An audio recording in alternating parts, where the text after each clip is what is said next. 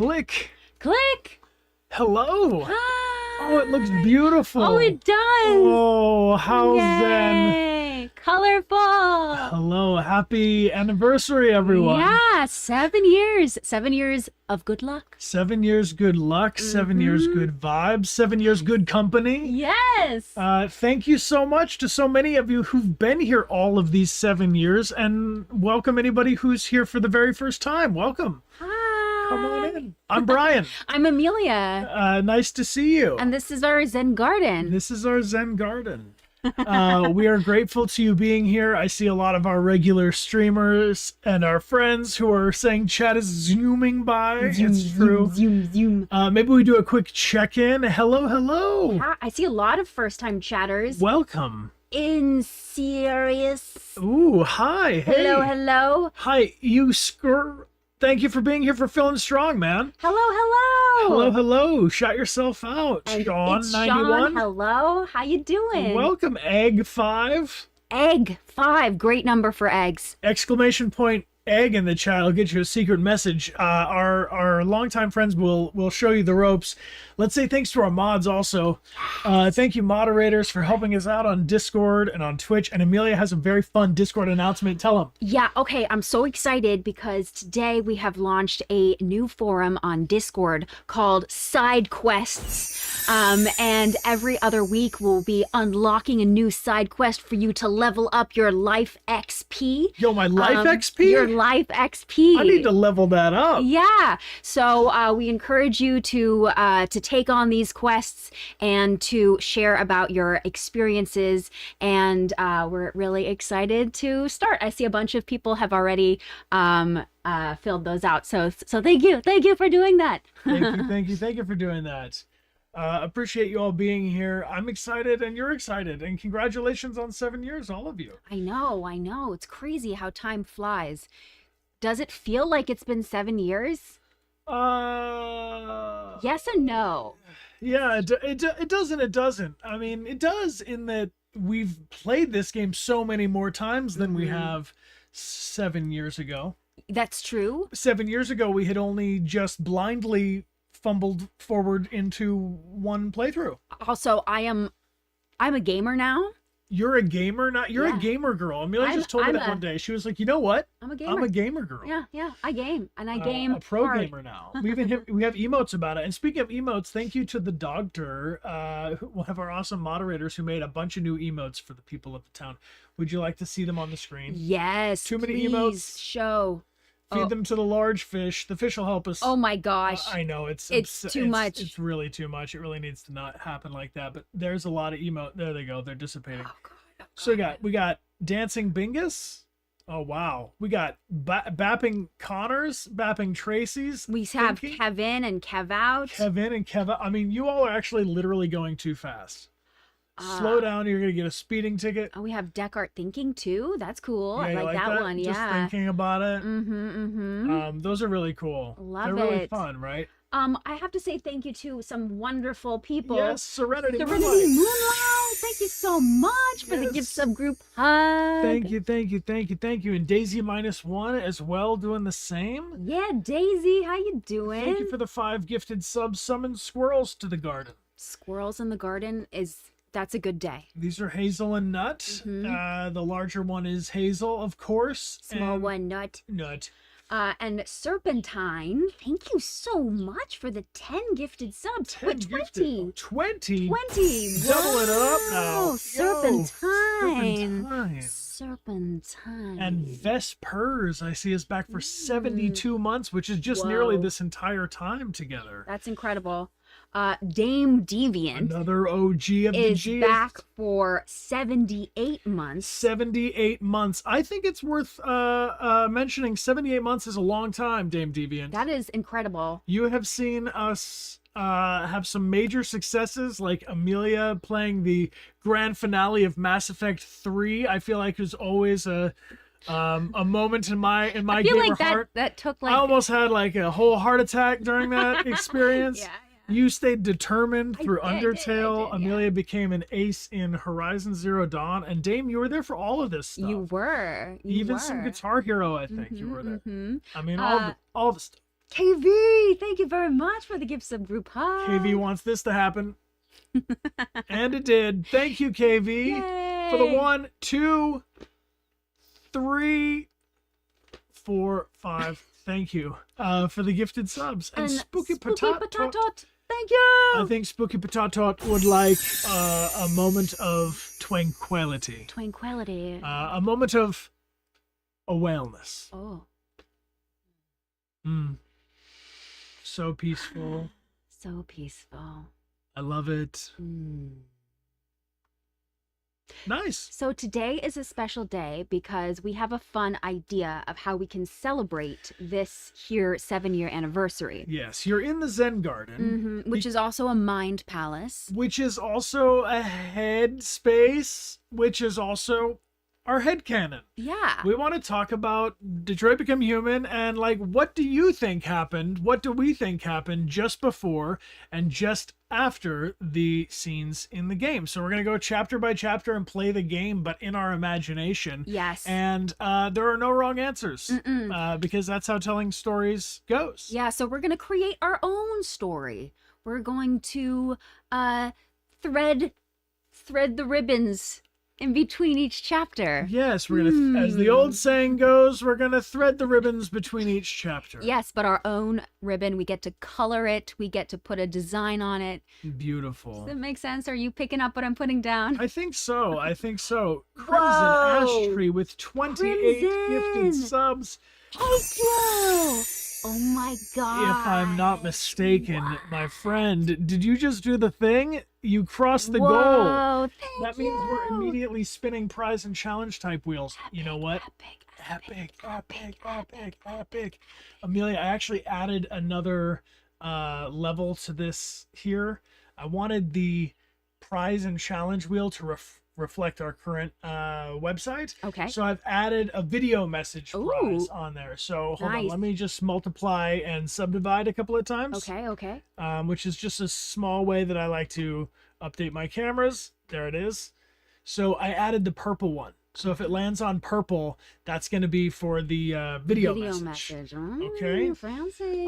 Shout them out. What do you think is likely to happen? Should we spin the wheel already? I mean, Crimson Ash Tree. That's 28 gifted subs is a lot of hype. So I feel like we should just give you what the people deserve, which is spin this wheel. Spin this wheel.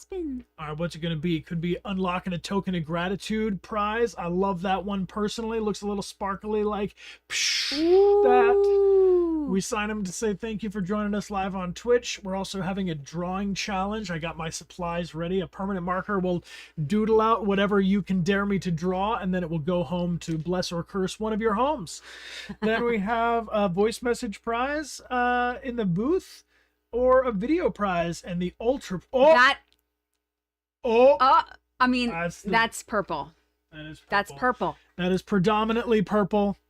That means we gotta send to someone the true video message request. The true video, not the false, but the true. The true. Sometimes I just add words to like stall. Yeah. Because I talk a lot. It's Dechart thinking. It's Dechart thinking loading emote. That's me. All right. First video message. So I have been asked for 7 years, would you please record a video for a thing or a message for a loved one? And I would like to, but I also am so busy living that I have not really, except for like special occasions like Connor's activation day and stuff in the past. But I'm going to do for the first time like a video messages. So if this winner will, I'll pull somebody from the chat and you'll let me know if you'd like it for yourself or for a friend or whatever, and I will send them a message of your description up to my good taste. Yes. It's for personal use, not for promotional or AI, of course, because it's my voice. It grew inside of me, my face. But other than that, let's do this thing. Let's pull a winner from the chat. And if you'd like, you can order them on dechartgames.com. I'm just going to do a limited amount, and people are typing handpan fund because I have decided I would like to learn how to play the handpan. I will play some handpan for you, perhaps on the stream today. I don't have a handpan, and I'm not trained in it, but it's a very peaceful, relaxing kind of steel drum permutation. And all funds raised from the video messages are going to go for a hand pan for my good self. And I also want to say to our baby's education fund. So I get a hand pan, and little baby Dechart gets education. Good. Appreciate you all being here. And Vespers, thank you for the gift sub group hug. Thanks, Vespers. Let us offer you a hug. Has everyone had us type in the chat? A hyped type? Yeah, let's do. All let's right. pull a winner for our first prize winner for a custom video message. Custom video message goes to Naturesby. Ooh. Congratulations, Naturesby. Naturesby, you're getting a whisper from us with instructions on how to claim your video prize. Congratulations. Osito, JPEG, thank you so much for the gift sub group hug. Thank you. And Skyfire, thank you as well. My gosh, thank you all for love and generosity. Thank you. Appreciate you being here with us, and thank you for, I don't know, being friends. Yeah, and Eduardo, thank you as well. Eduardo, G, thank you. Well, not to like stick to the script or anything, but when we were talking about Dame Deviant's been here for like a long time, I was going to segue into sharing some artwork by Dame Deviant. Yes. And I feel like I just need to mention that before I jump into the game, because I have what's known as like a rambly brain. So anything could happen all the time. We have a very cool new prize that we just put up on our website. Our gift prizes have been something we've been doing for like 2 years now almost, whereby those of you on stream have been gifting prizes to other people in the community, and it's some cases at large scale. And I have been a fan and lover of like collecting cards for a long time, so without further ado, these are the Dechart Games cards inspired by some of Amelia and I's Headcanon that we have commissioned artists to illustrate for us. Yes. And the prize includes all 5 of them. You get all 5. Each of them is illustrated by a different artist from our community, and they're real cool. So it's the first time we're doing this. Yeah, they did a great job. I'm very excited about it. They're 2.5 by 3.5 inch cards that are the same size as, for instance, a Pokemon card, about the same, thickness, with our Dechart Games logo on the back. And yeah, I really like the art. I mean, the first one is corn, which you'll see here. This is Shea Fury did this one for us, and I love it. Connor and Tracy running together. Yeah. Anyway, I don't know. I'm describing each of them to you, but I'm excited about it. Hi. Daisy -1, thank you very much for the cheers with Giggly Knitting, and Mucky McFly. K Birdie's back for 77 months. Hey. Hazar, welcome back for 32 months. Welcome back. And whoa, Toti Joran. Merci beaucoup. Merci Toti. Thank you for the 10 gifted subs to the people of the town. If you got one of those 10 gifted subs here in the Zen Garden with us today, please be sure to say thank you to those folks. And you can also check out the starter kit, which is down below the video. There's a bunch of other panels and stuff in the about section if you want to find your way around. Nice. I'm going to pull up Detroit. Become Human. That one. And is this going to give people nostalgic feels? Yeah. I feel nostalgia. Yeah, 7 years. It's pretty wild. A lot of life has happened in this time. A lot of life has happened. A lot of life, yeah. And, long story short, I love you. I love you. I'm 7 years later, I'm unplugging stuff and plugging stuff back in, at the last second. Yeah, it's so much more fun with audio. You all love audio. Salami fella, thanks for being here for 3 months. Hey. Oh, and Claire Deadfield. Oh, Claire Redfield, or Claire Deadfield. Good, Claire Deadfield. Claire Deadfield, hello. Welcome. Thank you very much for the nice. group hug. Thank you. Thank you. I appreciate you. Technical difficulties transcend time, but a lot of things have changed. I mean, the conversation on a lot of stuff has changed since this game came out. Yes, it's true. The world looks pretty different than it did 7 years ago when this first came out. Well, It's like 2018 was like the last chance to like make something about AI before AI was such a ubiquitous thing. It's true. This is a little future casting here. Wow. How much has changed in 7 years? Totally. Hamito Zerk, thank you for being here. Thank you. Thanks for the gifts. Hamito Zerk, thank you. We appreciate you. Thank you. If you receive any of these gift subs from any of these fine, fabulous folk, then please check out our starter kit. You could come hang out in our Discord. You're immune from slow-mo, and you have access to our emotes. And no ads. Word. Okay. Everything she says is true. I feel like let's open. Get to the chapters. Yeah. Chloe's just gonna open become the story chart. Drifting at us. Okay. So, hostage scene. What?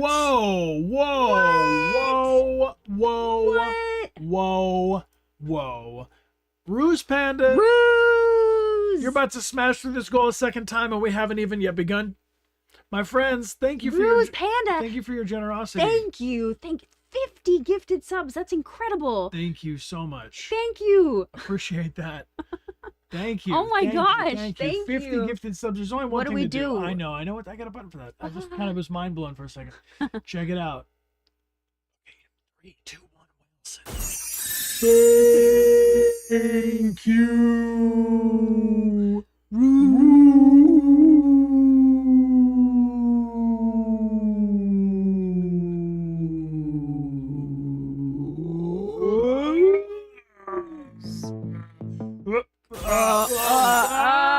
Chaos.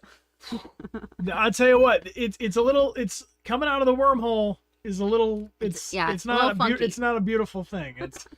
It's I hate portals. Geeky vibes. Thank you, Geek Vibes 101 for the 5 gifted subs. We did it, Amelia. We smashed the goal a second time. Wait, what? Yes, I'm telling you. Look at this. Dang. Look, behold, there, just there. Just there. Do you see 202? Ethan, is that you? It is you. It is. Without the mustache? Don't do it. Okay. Resident Evil 3 is happening. Yes. Amelia, can you believe it? Next weekend. Whoa. Yeah. Ethan and Winters make their grand return. Ethan and Winters, they have been waiting. There are some original characters that Amelia and I enjoy vampiring around the chaotic clowns. They're chaotic clowns of Resident Evil parallel. They're original characters in the Resident Evil universe, and they're crazy fun. Yeah, crazy fun. Yeah. But we got to spin this prize and challenge wheel again. Okay, and I didn't even introduce the ultra prize, so like I was really nervous that this was landing on the ultra prize, because if it was just like this, you know what prize it would have been? Tell me. Yo, Vishelia's statue. Yes. Isn't it beautiful? Okay, this is a 3D printed, hand painted statue from the one and only Vishelia. Yo, Vishelia, well done. Well done. It's incredible. It's the craftsmanship, the details in the mane. Look at the detail in the mane. Truly beautiful. We are proud owners of multiple of Vishelia's statues. Yes. And they're very cool. Different designs. One of my personal favorites is Chelsea Williams from Evolutus. Cool. Super ahead of the curve, Vesh.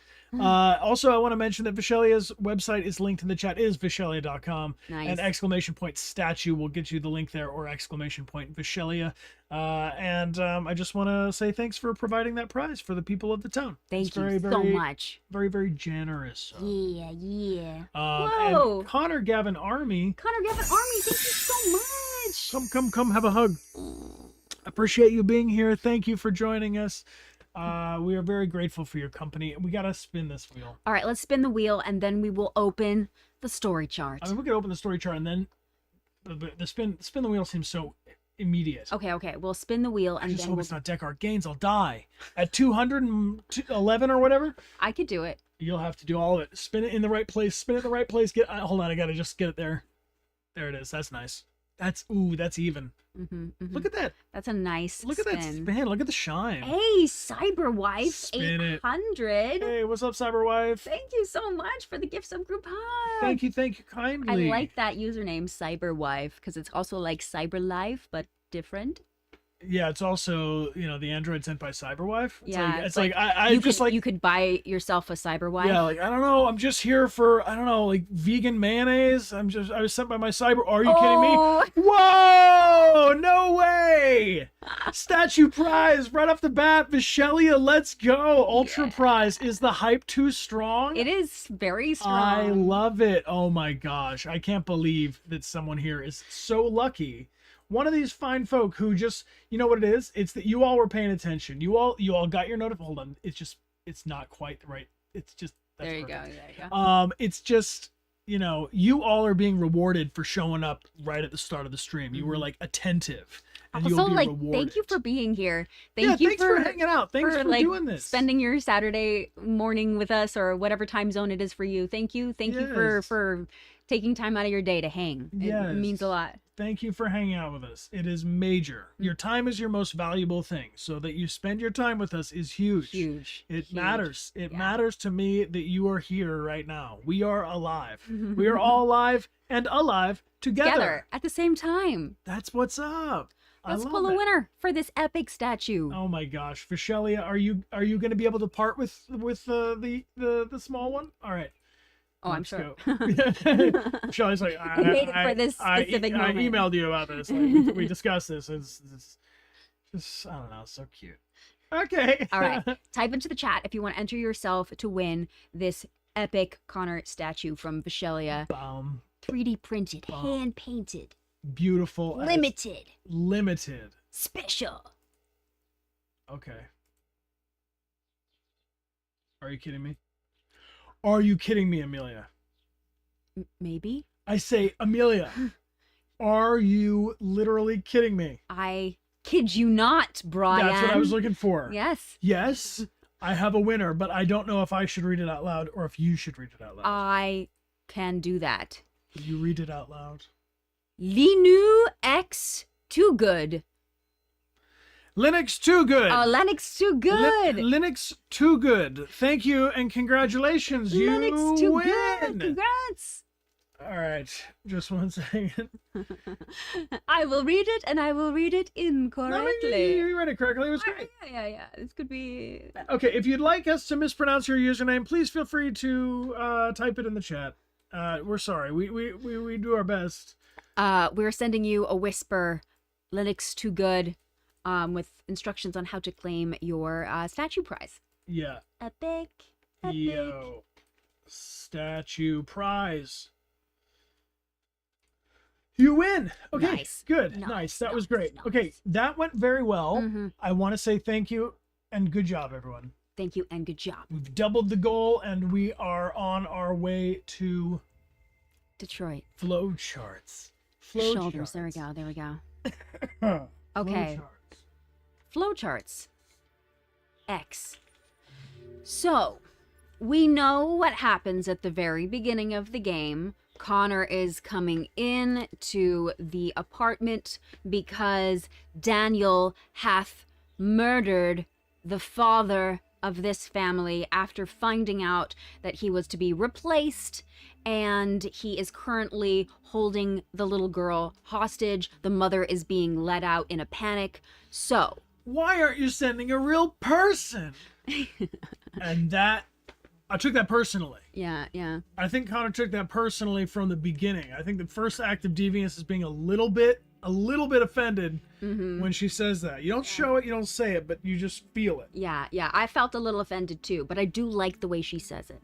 Yeah. UK Fangirl Jade, thank you very much for the gift of group hug. Thank you, UK Fangirl Jade. All right, everyone else also took that personally. Yeah, so I do think there's like a part of Connor's journey is like a little bit of offense. Okay, so always a little bit. Maybe we could do it from Connor's point of view. Well, right before this, if I may. Yes. I feel so. We take this as Connor's activation day. Which means that the prototype RK800, presumably 50 other versions of Connor, were tested out, right? Okay. Because surely there must have been Connor 313, or 313-248-517 won. Mm-hmm. So 50 of them were sort of like tested, but only like in a lab setting. You know what I mean? Like they were like, okay, like like when you see the videos of androids like being carry this box, Mm-hmm. and like a couple of those Connors couldn't even carry boxes, so they're like, nah, something's wrong. 50 iterations. Okay. So this 51st Connor, this Connor, this Connor was like activated that morning, and they're like putting him through. So I think there's like not a training montage, but like a calibrating montage of Connor, of like all the things he has to do, and the coin with this one sticks as like the piece of the calibration onboarding okay that sticks to this Connor. Okay.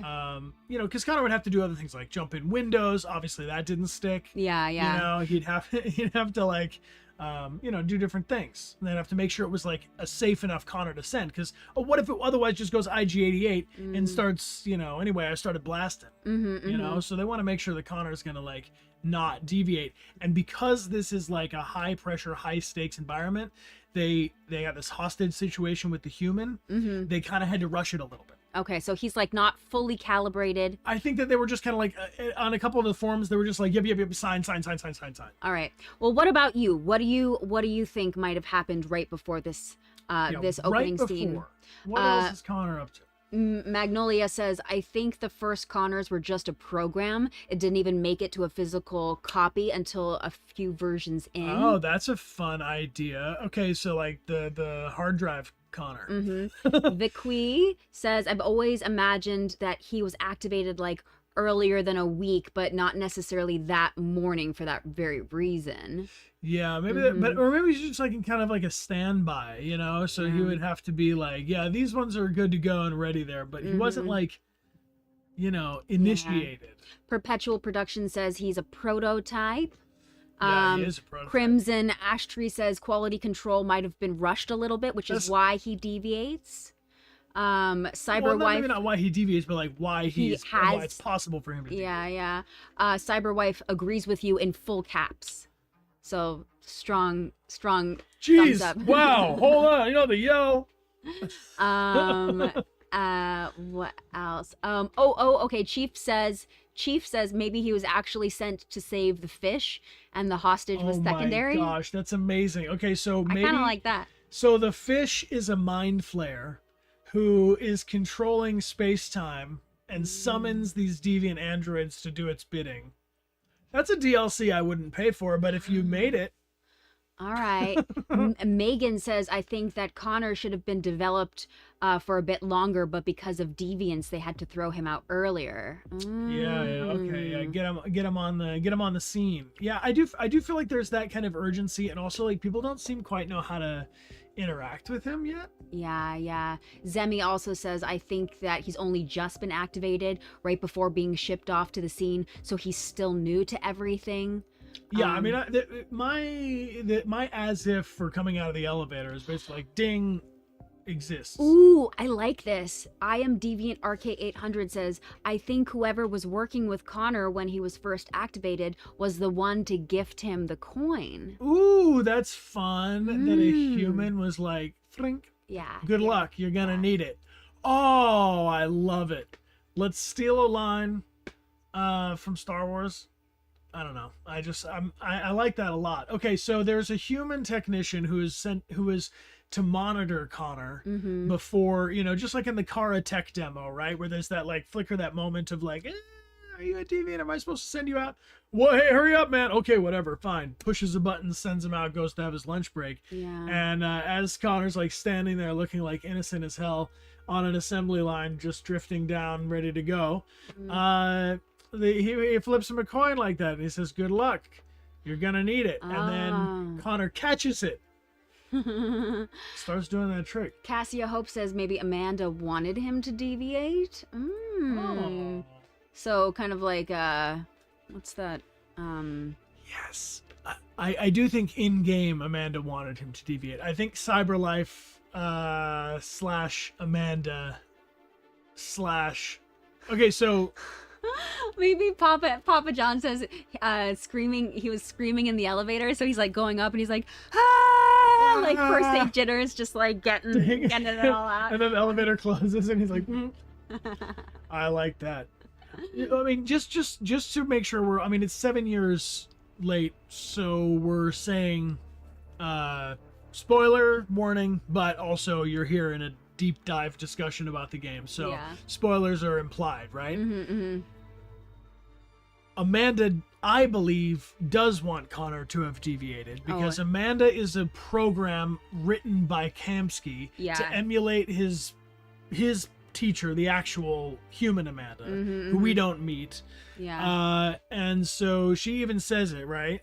Because if he deviates, then they have one that they can override, like on the inside, you know? And so that's Kamsky always leaving an emergency exit in his programming. Yeah, exactly. And so if there was an override where, you know, you get it. Okay. You get so it. According to our headcanon lore, Connor was very recently activated. This is his first time out. He's nervous as he goes up the elevator. He maybe has a moment of panic. He has an absolute panic attack in the elevator, like freaks the f out. But then he remembers the coin that he was gifted. Flips it. Chills his shit. From the person who was working with him before from the he human went tech out. who sent him out. Who was like one of the last couple of people to even have a job, and he was still lazy at his job. Yeah, and he's he's like the first one that they actually have sent out, which we knew this already, but I like this. I like that too. So Ding, he comes in there. He's just like calming his shit down. He's all chilled out, and now he's got to go in there and negotiate against this android that everyone's like, it's having this extreme deviance. But I like this idea that Connor, like, no matter what, had this like hidden secret flash of like, oh my god, freak out, but then has to like contain it all. Get it together. And also that as Connor was being put together and sent out, there was a little seed of potential for deviation that was planted in him from Kamsky, also known as Amanda, same, like the bigger overlord. Yeah, well, his maker. I think, I mean, I was going to kind of hold on to this, but I guess we could talk about it more again later. But when you're saying about like, what is that deviancy that could be planted in someone or allowed for or encouraged or whatever, like a line of like broken code that might eventually stitch itself together or whatever. I really truly feel like that potential to be deviant and why Kara, Marcus, and Connor, among other deviant androids, had the potentiality to deviate, where other androids just wouldn't unless you went and plugged them in and gave them that. It's curiosity. I really think that it's curiosity. I really think that it's the questioning the patterns that you can find and forming some new common sense out of observed realities instead of instructed lines of code or like facts. If someone was like, this is how you play this game, or this is how you live your life, do A, B, C, D, E, F, G. That's like a command, a line of code. Yeah. But as you are curious about how that all works, what that pattern is, what it looks like, then you observe your own sort of like quasi rules or like rules between the rules. You know, you have your other like it's your instinct, your gut. You're just kind of like.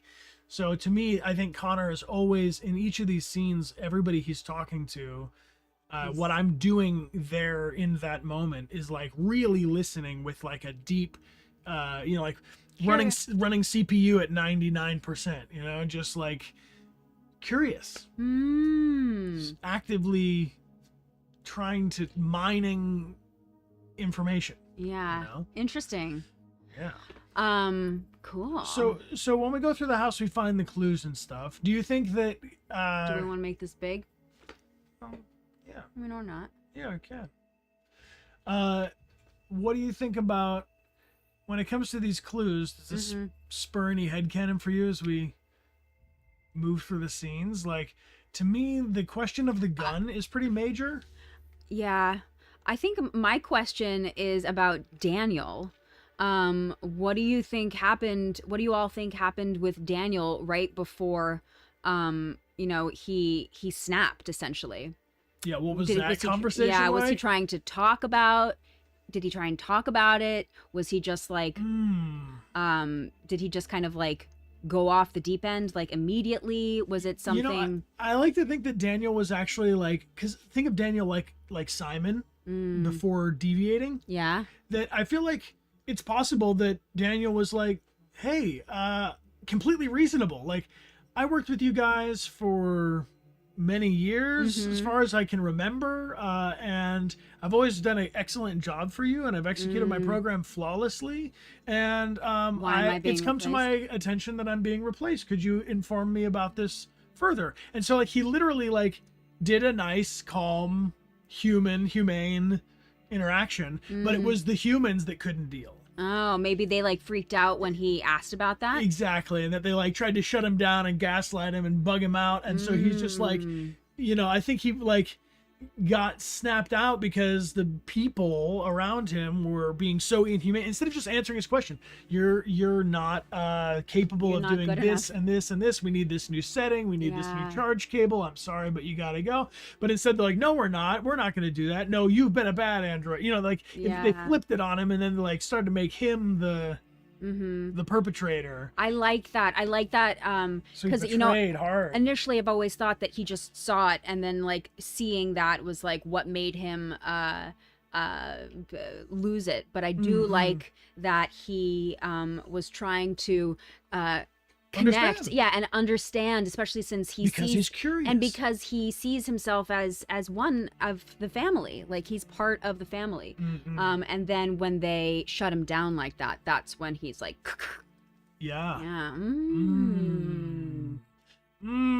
I mean, I think thinking about the other deviants could be a really good, important thing to lean on as we go through this. Oh man. Okay, Tostamista says maybe probably Emma had a breakdown because she didn't want Daniel to leave and ended up telling Daniel that they were going to replace him. Oh man, that's even more tragic. Oh my god, that's Medea.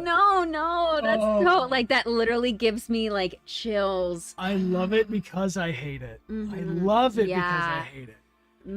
This is all just headcanon. This is all just like, what do we think? So none of this is, this is like us choosing to go a little bit deeper. It's all whatever you want it to be, Lieutenant. But at the end of the day, this is some fun things people are suggesting. Miro says they wanted to replace Daniel because he wasn't USB-C compatible. That's hilarious. I know they're like, I'm sorry. I can't plug you in anymore. I'm sorry, dude. You are a Thunderbolt. And it's too short. A group discussion, indeed. Okay. CJ says, I think Daniel wasn't told he was being replaced. I think he overheard it. Maybe he overheard the father say something about throwing him away because he got too overly attached to Emma. And maybe the parents didn't want their android nanny acting like a person. So maybe they were feeling threatened a little bit. Yes, I see that could be potential. IGLXYI says, I think that maybe they were all sat at the dinner table and Daniel tried to talk, but during the conversation he found out that they didn't see him as a human and he snapped. Probably man. Emma protested and it was a child-parent fight. Yeah, that like escalating thing, like the argument of parents not trying to have an argument while a kid is like calling it out, like. Okay, Rocker Girl has headcanon. Maybe Emma is an android like Alice because they do kind of look a little bit similar. Interesting. This is interesting. All right. N7 Ghosts says, I don't think Daniel was being replaced. They seemed rich enough. Maybe they just needed 2 androids and Daniel got the wrong idea. Oh, no. He's like, I am not a polyandroid. You cannot have other relationships with other androids while I am your android. Oh, jeez. Oh, yeah. Her blood was red. Okay. Jealousy's a thing. Her blood was red. All right. So she's not an android. Okay. No. But I while we're on the subject of Emma, I do want to share that I was on set filming the first hostage scene thing, and they were describing how they recorded that. Emma was in a harness suspended from this big I-beam in the ceiling in the middle of the room, so that Daniel could just hold out his arm like this, and she was, he didn't have to like lift any kind of weight. He could just hold it out like, he was impossibly strong. So all these androids, it's worth mentioning that like Daniel, who was like, he probably had to be strong enough to like put the bike in the car, Daniel, but he didn't have to like take all the groceries in one journey. Yeah, put all the groceries in at one time. But he wasn't like a builder android or something. No, he's not like Luther. And he could easily do like that.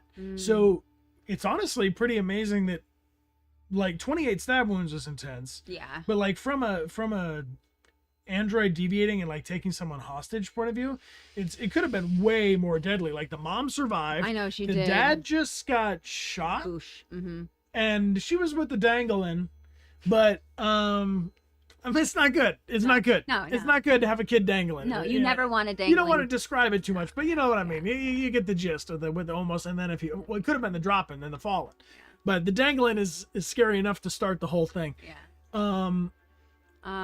Where were we going with that? All right, dangling confused me.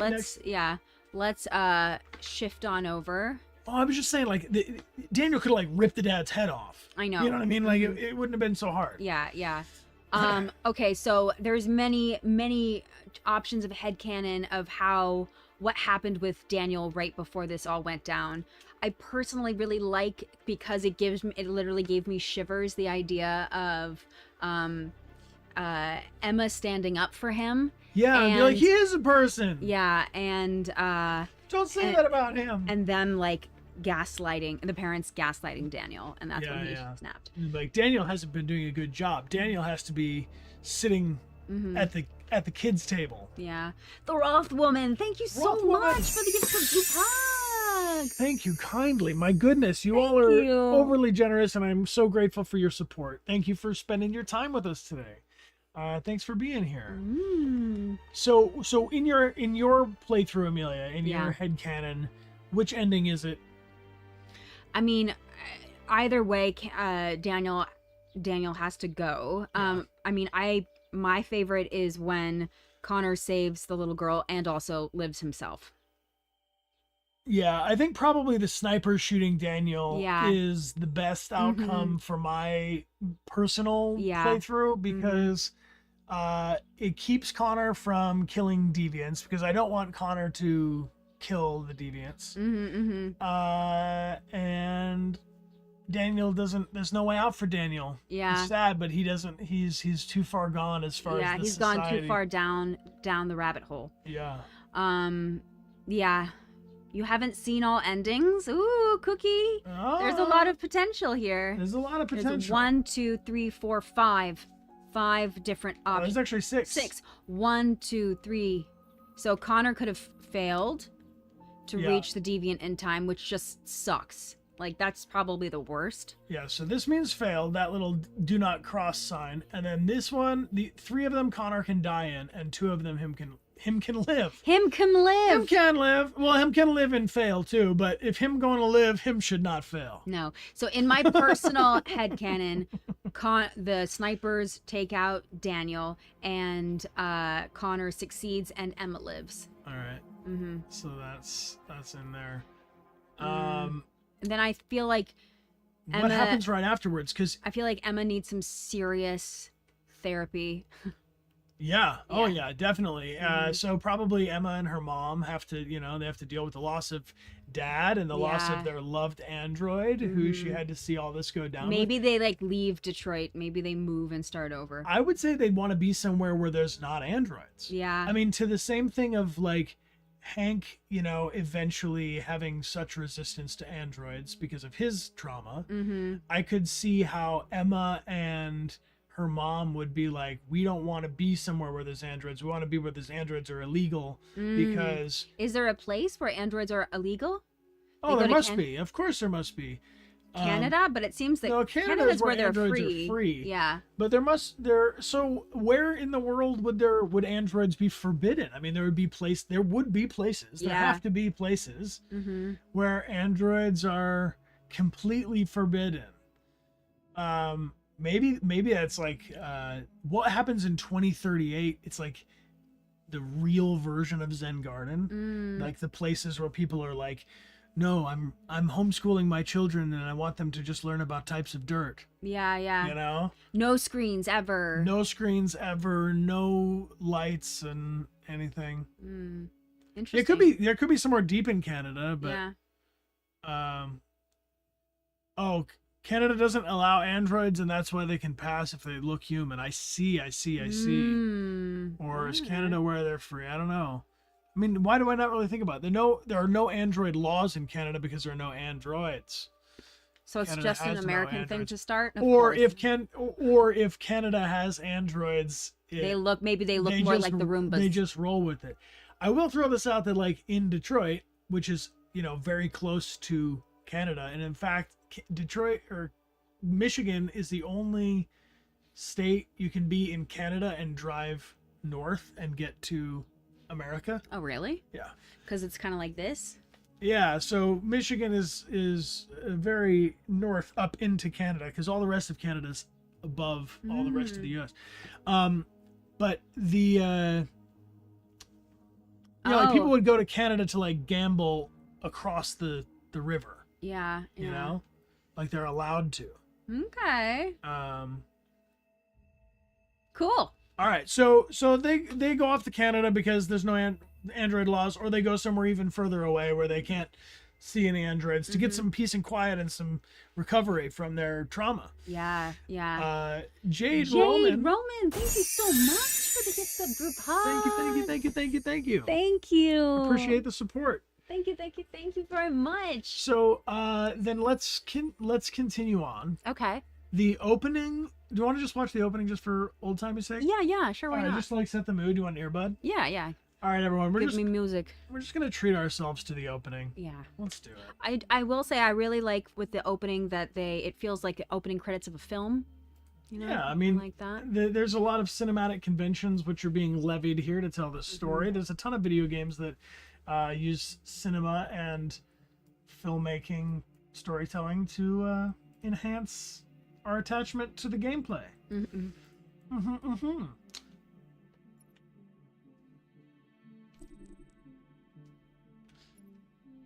Guess it doesn't really matter. You're not saved though? No. The soundtrack is awesome.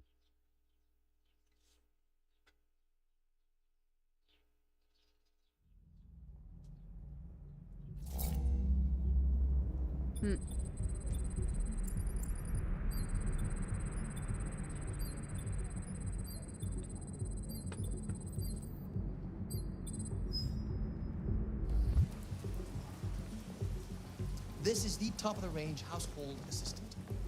It cooks 10,000 different dishes. Come on, Zoe, let's go. 200 languages and dialects.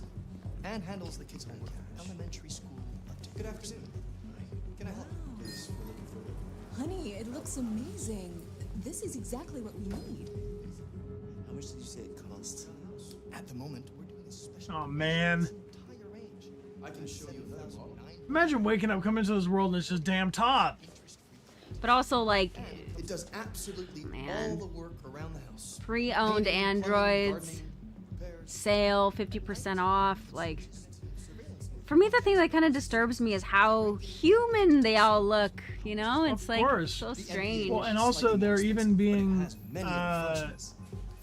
sold and maintained by androids. Yeah. I don't like this guy.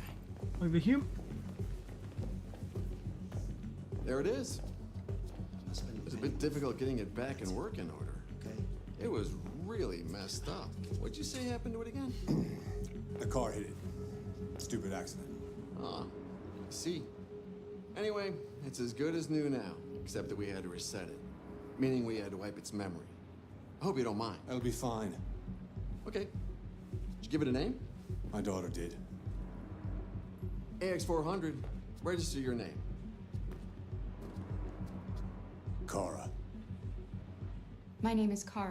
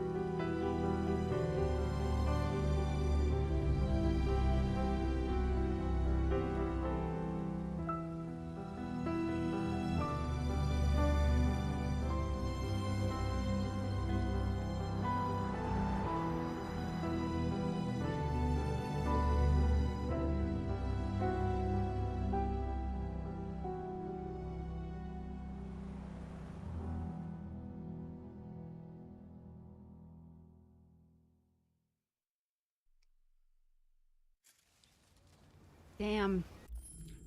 I feel Damn, like damn. real emotional watching that. Trippy. Yeah.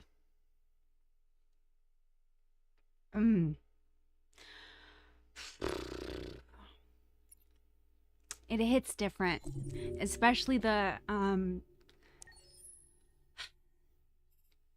guy on the side of the road with his little sign saying, "I lost my job to androids. Help me." Because that just feels really real right now. It's weird. It is weird. It's weird. Yeah. But the music so like visceral, very visceral. Yeah, I know. Yeah. Yeah, I don't know. 2038 is only 13 years away. Yeah, so we were talking about this on another stream, but we're basically like a third of the way to Detroit.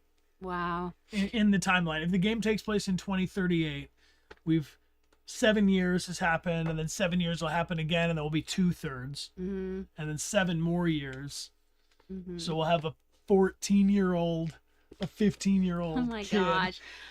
Wow. Isn't that crazy? Do you think that we're going to have androids Yes. like this? We haven't. I mean, yes. When in 13 years, Yes. is it going to, are people going to be going to the store to buy their housekeeping android? And No, it'll be more of a premium product than I think this future casts like an economic thing where they're really ubiquitous, but I don't know. I feel like we might be just getting there.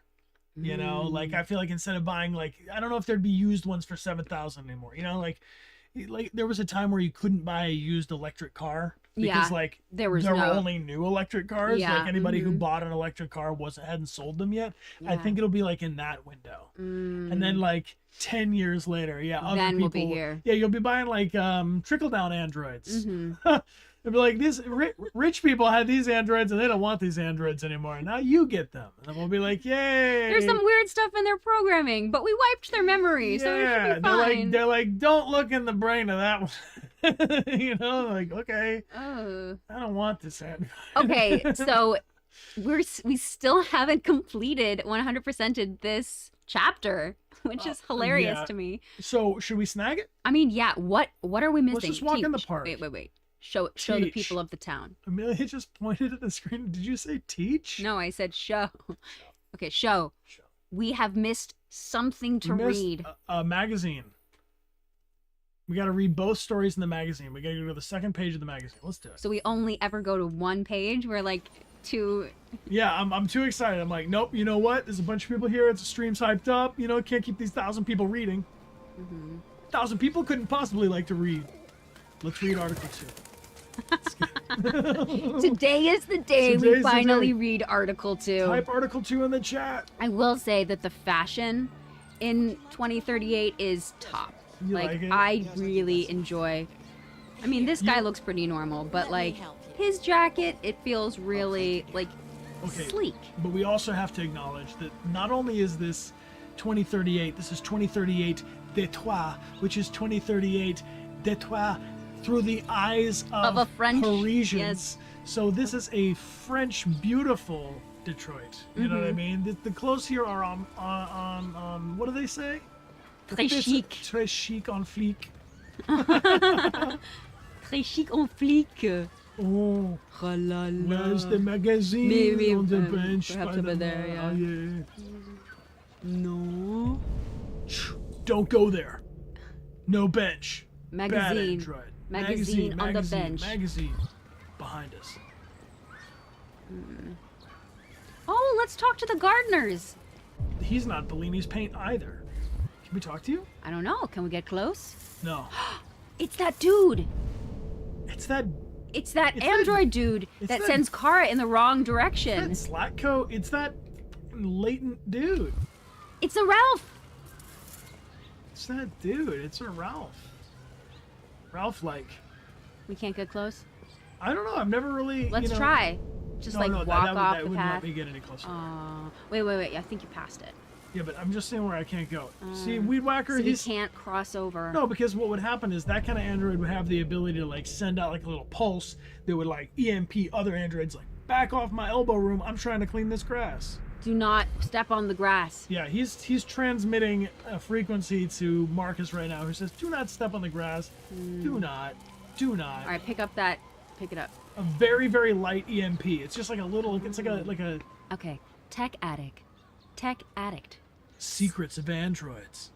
How CyberLife designs its androids to coexist with humans. A VR MMORPG reaches 1 billion users.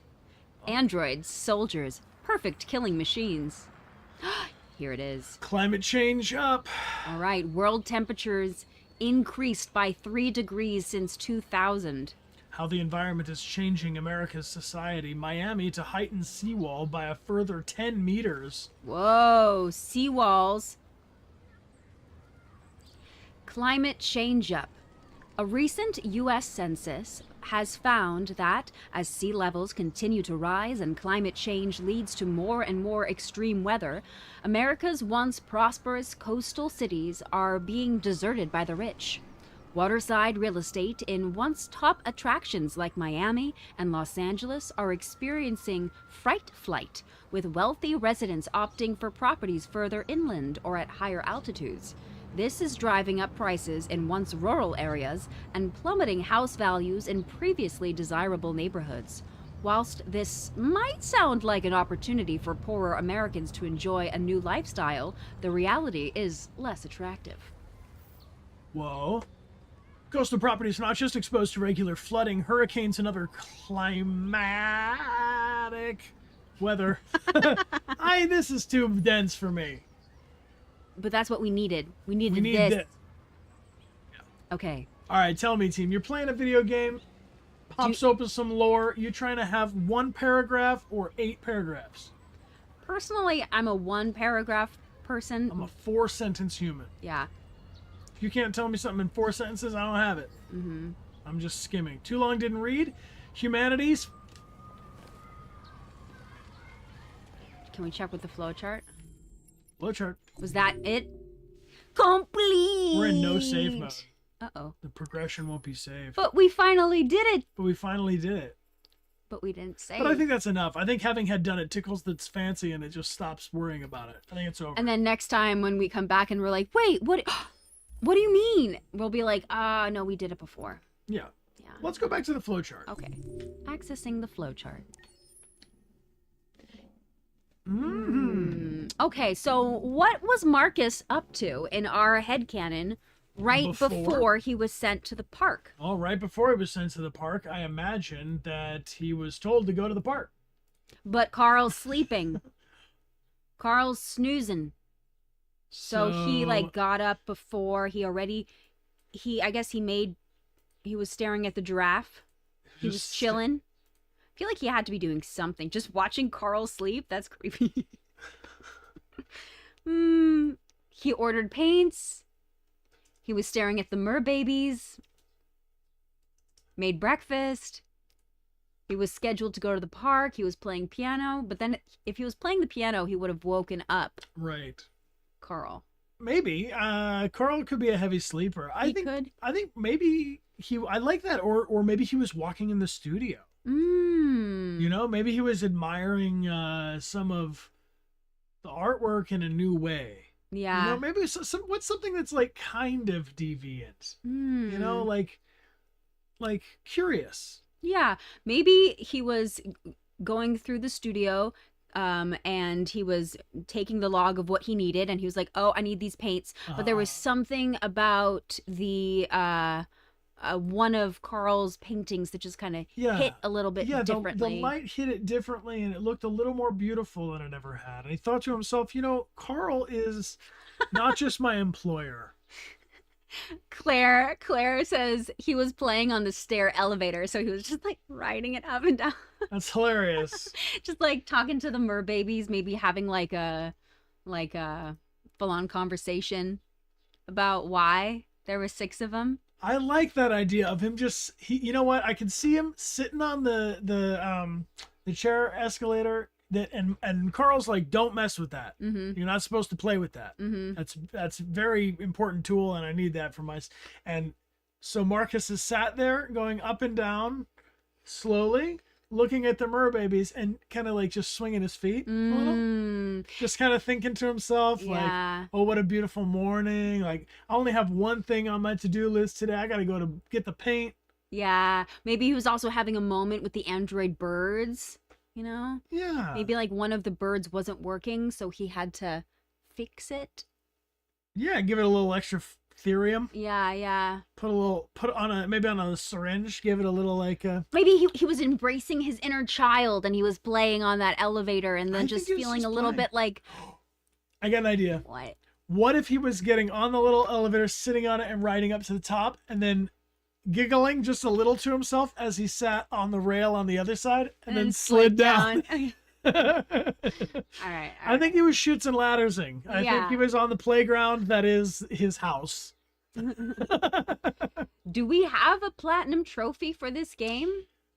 So we do, and we have 2 copies of the game. Yeah. And so we kind of like undid all we did. No. We just have to find the right one. We have the we have 2 editions of the game. We have the Japanese whatever the premium edition we installed. Yeah. Because we also had 2 different PlayStation 4s at a time.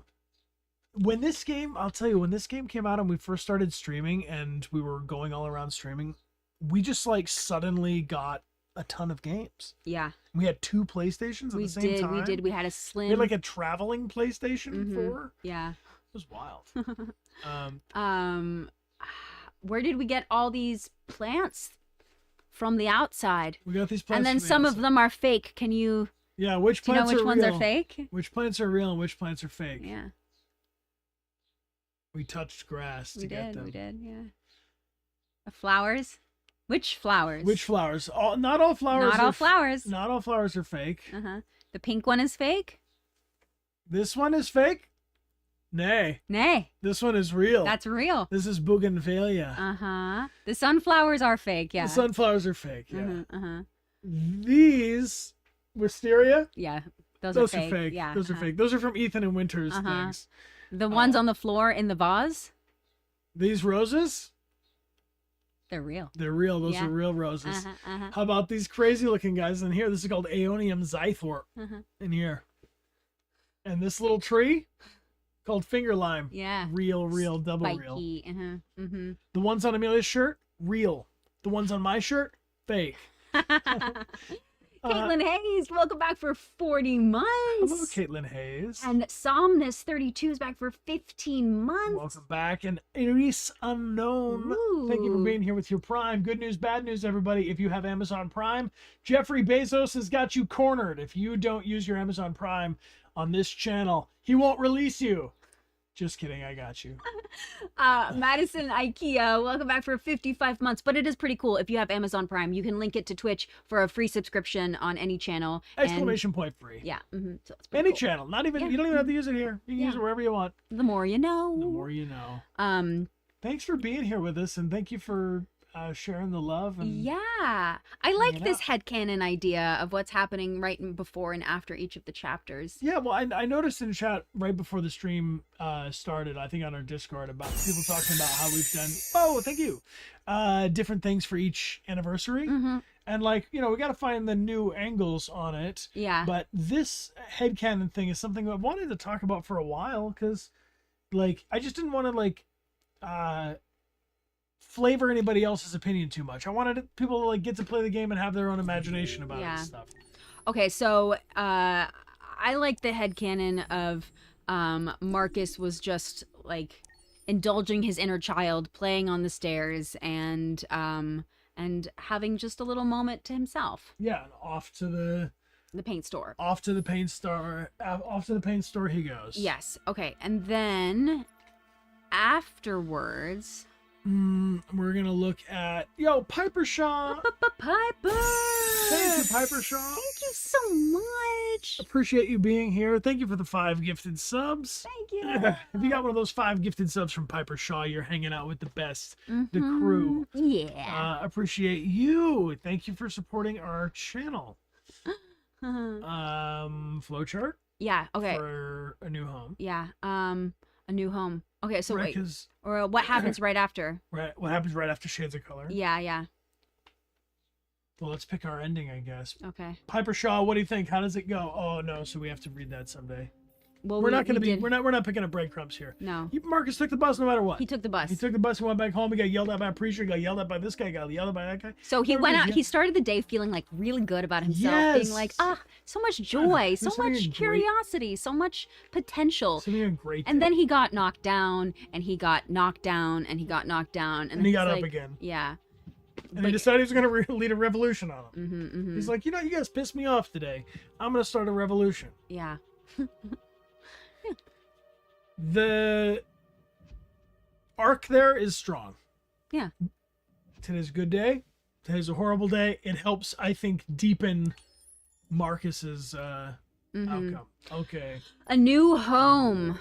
Okay, well, we know before that Kara was being driven home by Todd. Right. And do you think that as she's being driven home, there's little flickers of recognition of where she's going? Oh, absolutely. I mean, I think that's kind of like what we're seeing is like those little flashes, blurs, where it's like kind of like she's like, oh, I remember getting deja off. Vu? Yeah. Oh, that's good. That's good. I like deja vu. Deja vu. Why do I feel like I've been here before? Yeah, it's like I remember this strange sign. Like, why is the foot turning in the sign for happy feet or something? Like, yeah. Oddly specific.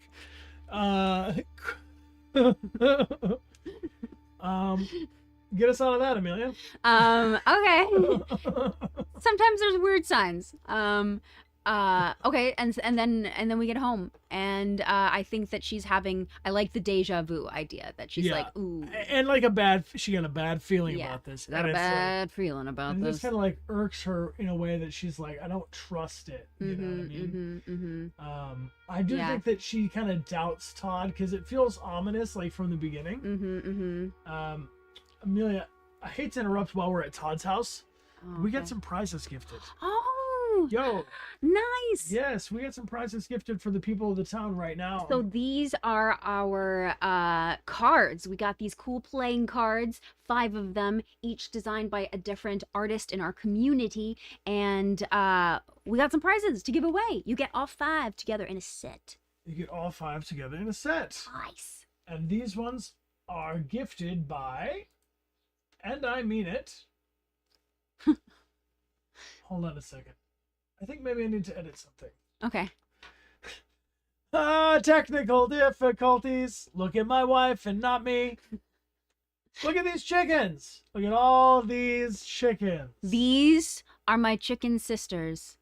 We have the same color hair and feathers. They are my friends. They are fabulous. That's my favorite one, the one who runs.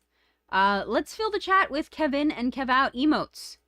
These are our rooster friends. Kevin, Kev Out.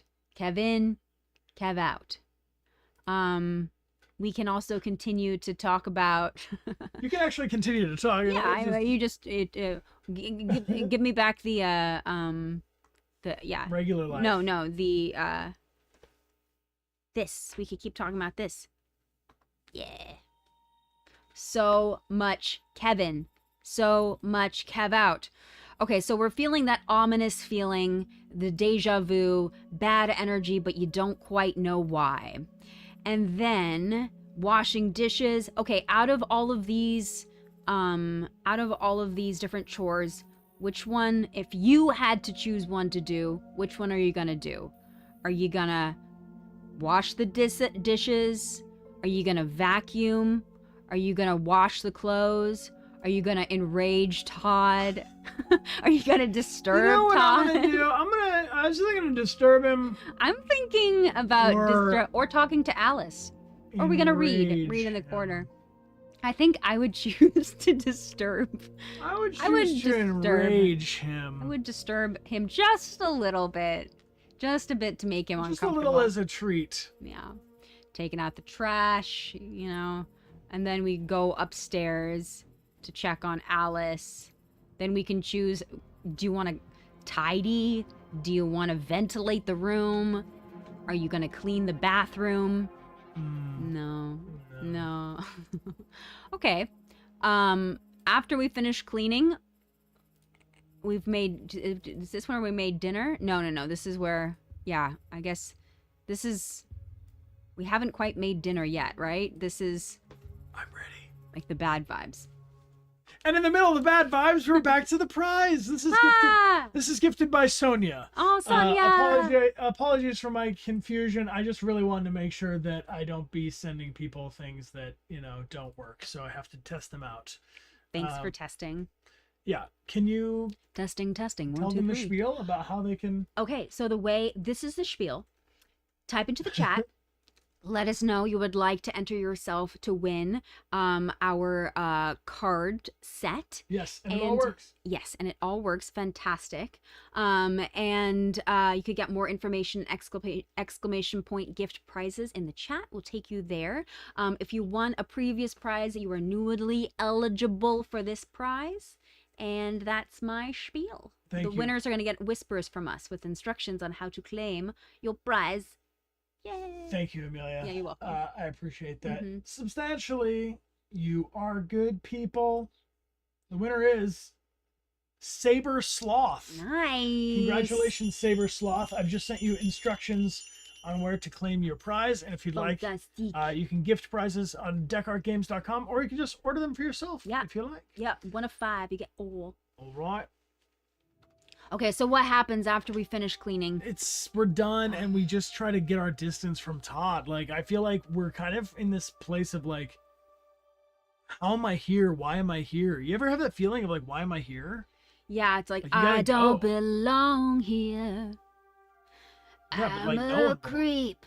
No, but I don't feel that way. That's not how Kara doesn't feel like a creep. Kara hates being there. He's a creep. He's a creep. He's a weirdo. Yeah, that's what it is. What the hell am I doing here? He don't belong here. I think that, it's a little rotation. All right. So we're just kind of marinating in the bad vibes. Being like, damn. We're marinating in the bad vibes, yeah. Yeah. And then that's unfortunately the headcanon for that. Okay. Next, come on, I can get out of there. I don't like we don't want to be here. Okay. Oh, I love this place. I do love this place. Oh, this is much better. Okay, so we know what happened right before. Marcus was having the greatest day, and then he had the worst day. A preacher was yelling at him. Some unemployed dudes were yelling at him. Now he's walking back to his house. Yeah, everybody hates him. Now he's gonna eat some worms. Yeah, he wants to just go have fun, but he can't even have fun today. No. So he gets off. Maybe he even steps in a puddle, you know, like a really deep puddle. That he stubs his toe on the curb. Stubs his toe. Just a whole bunch of stuff that just like starts to irk you. Like, what kind of things irk you like that? What's it, like the pet peeves kind of stuff? Like, just a low key shitty day. He's a low key shitty day, like a 4.5, not even a 5, like not even enough to complain. Wet socks. Oh, you know. Yeah. He just looks and bumping into things. Maybe he gets pooped on by like a bird or something. Yeah. Gum on his shoes. Yep, that could be a bummer. Maybe his shirt stuck into the handle of the door of the bus. The kids yelled and threw something at him. Yeah, so it just sucks to be him. Okay. So honestly, I'm gonna throw it out there that for all 3 of our androids, this doesn't start off great. No. We described Connor having a freak out in an elevator. Kara's riding back and with having the bad vibes. Bad vibe deja vu. Yeah. And Marcus was having a great morning. But it all turned bad. Yeah. Right away. That's true. And so after this scene ends, no matter what, Leo's coming in. So we got to talk about Leo right now. Yeah. Leo! Amelia made a little video. Yes, we made a video. Should we share? Yeah, sure. We can just do that. Okay. We're doing these would you rather videos. Yeah. If you like TikTok, if you like maybe a little YouTube, a little Instagram, whatever you like. I'm gonna put this up here on the screen, and I'm gonna say YouTube. Okay. And I'm gonna say your channel, shorts. Let's make sure that the audio is okay. Oh, who knows? Who knows about the audio? The audio might not be okay. Just don't want to. Yeah. 28. I don't like that it auto plays. Yeah, me neither. Stresses me out. Autoplay stresses me out. All right. Here's me in a whittle of a fleece flame. Fleece flame. Who would you rather go on a long road trip with? Carl Manfred or Hank Anderson? Carl. Yeah? He's an artiste. I know he's an artiste, but Hank is Hank. I mean, it's a buddy old pal. But if he gets upset, it's going to ruin the entire thing. That's true. And if he gets drunk, it's going to ruin the entire thing. Yeah. Who would you rather go on a long road trip with? Oh, is it looping in the background? Yeah. What a terrible way to present video. Yeah. Terrible, terrible. Happy anniversary, everyone. Use the apps for what they're meant for. Okay, so I guess who would you choose to go on a long road trip with? I mean, ultimately, yeah. I feel like for me, it's Carl. Carl reminds me of my dear friend Cameron, just way older. And I would want to go on a road trip with Cameron. Yeah. But Hank's awesome, but I just don't know if I want to be like on the back roads, you know. Yeah. And Hank's having a day. He is a buddy old pal. I think Hank would be fun at the beginning of the road trip and the end of the road trip. Yeah, but somewhere there'd in the middle. be somewhere in the middle where you're like, damn, what did I get myself into? Carl might be a little bit more asleep for a good portion of it. Carl might be a little bit more like driving on your own. Yeah, which could be okay. It could be okay. All right, but the question we were going for was, who would you rather have house sit your place? Yes. Leo or Ralph? I mean, I feel like Leo would probably do it, but he probably wouldn't do all of the things you ask him to do. No, like the cat would not get fed. No, look, everybody's quickly saying Ralph, but for real, did you see that house that Ralph was carving in the walls? That's actually... Like, are you all gonna come back to carved in walls? Because Ralph's kind of cute? Oh, he's so... Leo doesn't carve your walls. Probably. No, but he'd probably steal all your stuff. No, I don't think you guys are really thinking about it. Carves your walls, cooks a rat, a large rat. Yeah, it probably... Okay, so... Wants to eat it. It would smell really bad. You all saw Todd. Yeah. Leo, if he washed your spot, it would be dirty, and he would spend most of the time in the middle of the room going, ugh. He would be moaning and sitting in the middle of your house watching the hockey game. Okay. Taking drugs, but just sitting in the middle of your house. But at least he's taking in there. Drugs. But if you got Ralph there, I just don't trust Ralph. Ralph just I I love. Actually, now that you talked about him carving into the walls, I he would conveniently forgot about that. He would ruin your place. This is a hard question. But anyway, Leo, we go back. We digress. So Leo intruded and asked for money. And then at the, after this scene, Carl's like, no, go away. Well, this is pretty much your main thing is your painting here. So I guess how would you feel about, you know, the painting that you made? I think that's the bigger moment for Marcus. Like, yeah, there's the danger of Leo enters, but like, I don't know. It becomes bad news for Marcus, but I think where Marcus is in his headspace is probably really thinking about the painting. Like, have you ever done a creative thing and then you like want to do it again? You have like the itch for it. Yeah. So like, I feel like if Marcus was having a morning of going around and appreciating beauty, and then that got smashed away from him by this bad experience in the Bellini's paint run, then this little painting moment, quiet with Carl and reconnecting, gives him like more hope, a return to that. Yeah, he's having a real up and down roller coaster of a day. Yeah. All right, here's partners. We like this chapter. We do. 95% on this one. So what are we missing from here? Probably just Hank hates your shit. And the crime is unsolved. So if you got zero charisma whatsoever, if you can't read the room at all, Hank hates our Hank shit. wants to go. You asked for more time, and he's like, "No, man. Okay. I don't even fucking like you."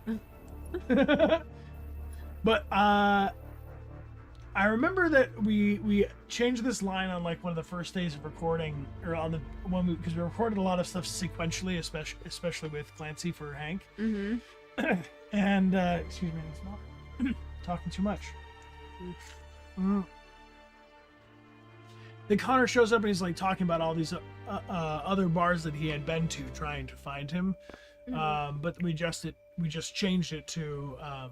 I was lucky to find you at the fifth bar, which was a nice way of like concisely saying a whole bunch of other stuff afterwards.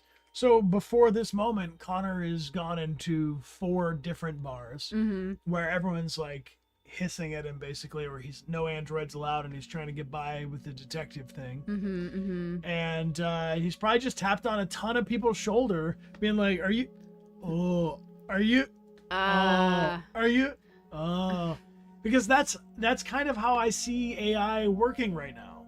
Is like every AI thing you have right now is like, hey, make an AI answer, but then double check it with other information. And it's just iterating things. So there's a lot of like, draw me a panda, and then it like makes a mediocre panda. You're like, another panda, another panda, no, another panda, and then eventually you're like, that panda. AI's great. AI found my panda. It was so easy for me because all you had to do is say like next. Yeah. Instead of like learn how to draw and render a panda. You know what I mean? Yeah. So I think that's built into Connor's first moment where he's just like, they're like, go find Lieutenant Anderson, or he needed to find Lieutenant Anderson. Yeah. And he just like. So he's probably just going around like scanning people's faces, just kind of like awkwardly staring at everybody, and probably had some kind of uncomfortable moments. As everyone was like, "What are you staring at? Why are you looking at me?" Like, trying to like obscure their faces or something. Yeah, well, not blinking. In this bar, we scanned like 6 people at least before we get to him. Yeah. So 5th bar. So he's like 30 people on scanning. Amelia Rose. Yeah. I love you, dear. I do feel like I need some food stuff. We've eaten 2 small scrambled eggs. We are. Should we order some pizza? Yeah. Would you all be down for a pizza party for real? Pizza party?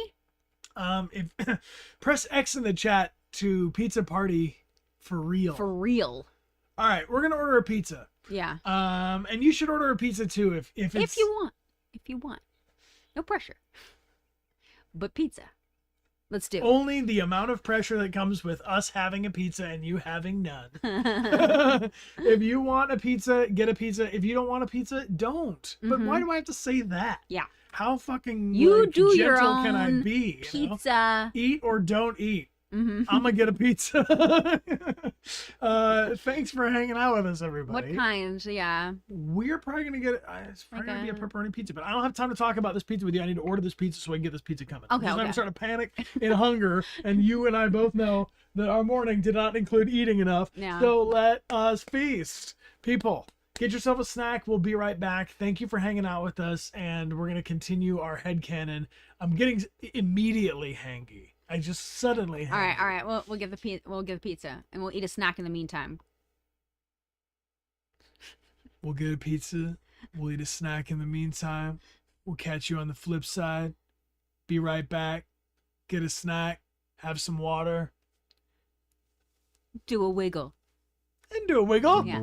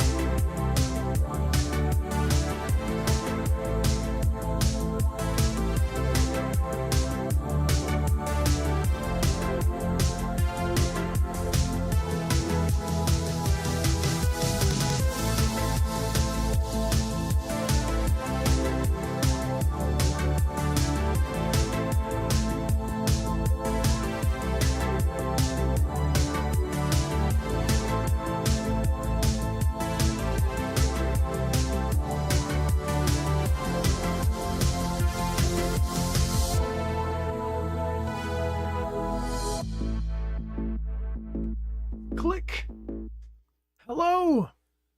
Hello and welcome back. I appreciate you being here, and I am grateful for your company. Thank you. Thank you.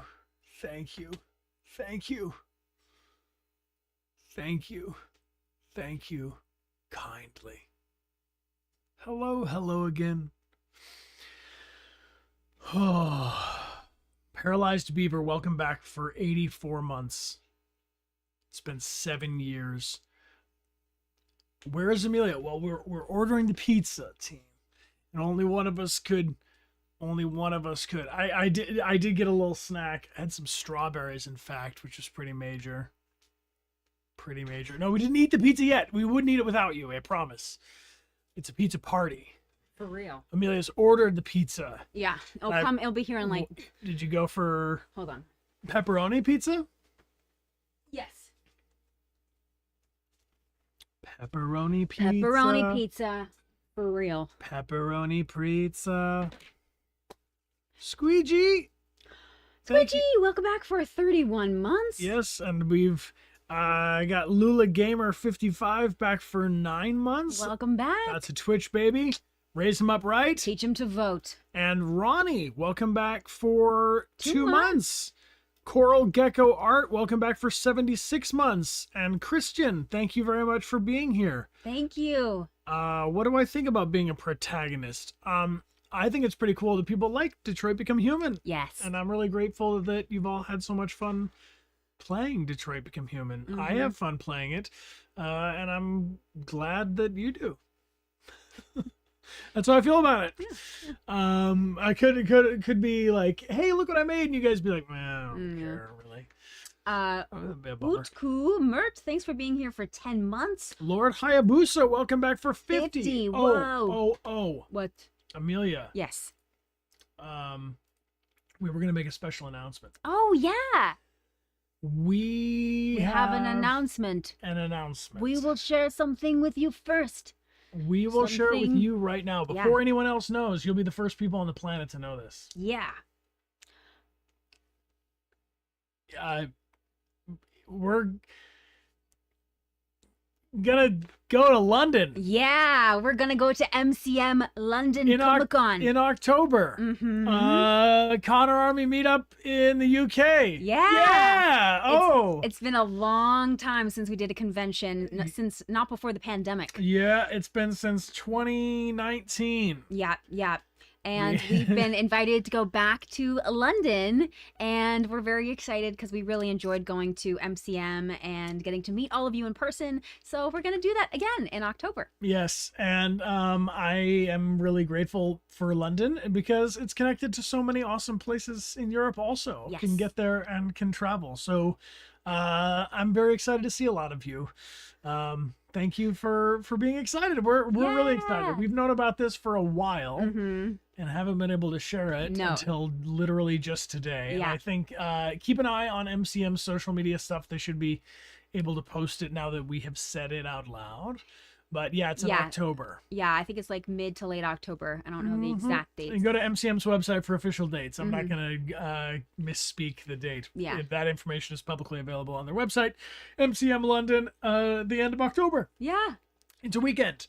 Short Music Geek, welcome back for 33 months. Welcome back. Yeah, I just want to say it. In the Zen Garden mind palace-y kind of way. Yeah. Sometimes we exclude ourselves from awesome things in our head before the universe would exclude us. And like, oh, it's gonna be bad. That kind of like pessimism thought it comes up. It happens a lot. But I just want to say that like 2 days ago we teased we're going to be able to share that we're going to go to another convention. Yeah. And I saw a bunch of people typing things like, oh, cries in the UK, or what a bad time to be in Europe, or whatever. And then I'm like literally like unable to tell you for 2 more days that we're going to the UK. So isn't it just interesting? It's worth mentioning to me that sometimes the little program that's running in our head is not actually reliable. Yeah, actually a good amount of the time. It's doubt, or it's like second guessing me or whatever. But like, I do feel like there's some of that. I don't know. Yeah. I just got to give Cries in Canadian. There you go. Cries in all the other. Hey, there's a grammatically appropriate time to check in. Where do you cry from? Type check in, and then your country, if you like to share, where you're tuning in from. And if you don't like to share, that'll be fine. You'll be fine. Crying in Sweden, crying in Switzerland. Where else can you cry? In Germany, in Australia, in Arkansas, in Japan, in France, in Hong Kong, in Chechnya, the Philippines, Russia, Finland, Hungary, Oklahoma, Seattle, Spain, Kansas, Egypt, Tuscany, Canada, Ohio, Belgium. Hello. Wow, so cool. Mexico, Newfoundland, Kazakhstan, Indonesia, Ukraine, the Netherlands, Romania, Greece, Norway, Argentina, More chickens. Scotland, United Arab Emirates, Antarctica. Really? Oh. Whoa. Oh. Brazil, South Africa, Slovakia, New Jersey, Brazil, Michigan, Turkey, Portugal, Poland. I mean, this is really round the world, actually. This might be one of the streams that's got the most map lit up here. This is a lot of... Belgium, Georgia, Hungary, Italy, Texas, China. Cool. Cool. So cool. Cool indeed. Anahora Katana, thanks for being here for 22 months, tuning in from Canada. Hello. Hello. Thank you. Thank you. Thank you. Thank you. Very cool indeed. I love it. Mm-hmm. So, Amelia, Yeah. Do you think that, like, during this time that there's androids who are going deviant, they've sent out an investigator in Detroit where they're manufacturing the androids, maybe they're like quicker to get on the scene, but androids exist other places. Yeah. They've shipped them from Detroit to other parts of the world. Yeah. Do you think they're deviating at the same time? What do you all think? Do you think this is just the very, very, very, very, very beginning, or do you think there are deviants in other countries at this chronological moment? Maybe this is like the first.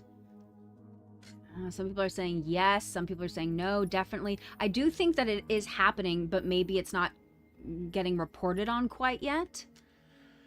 When we do the partner scene though with Hank, we go to the police department. There's 2,471 files that we scan or whatever Of deviants. So yeah, so there's like thousands of them in the Detroit area.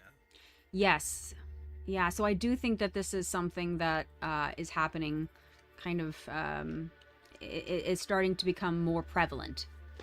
So after we found the deviant android from the Carlos Ortiz attack, he tells us his backstory. He tells us his moment before. Do you think Connor thinks about this deviant, like, when he does, like, object permanence wise? We got a baby, so we're thinking about this kind of thing. Like, when Connor finds a deviant, does he say deviant located?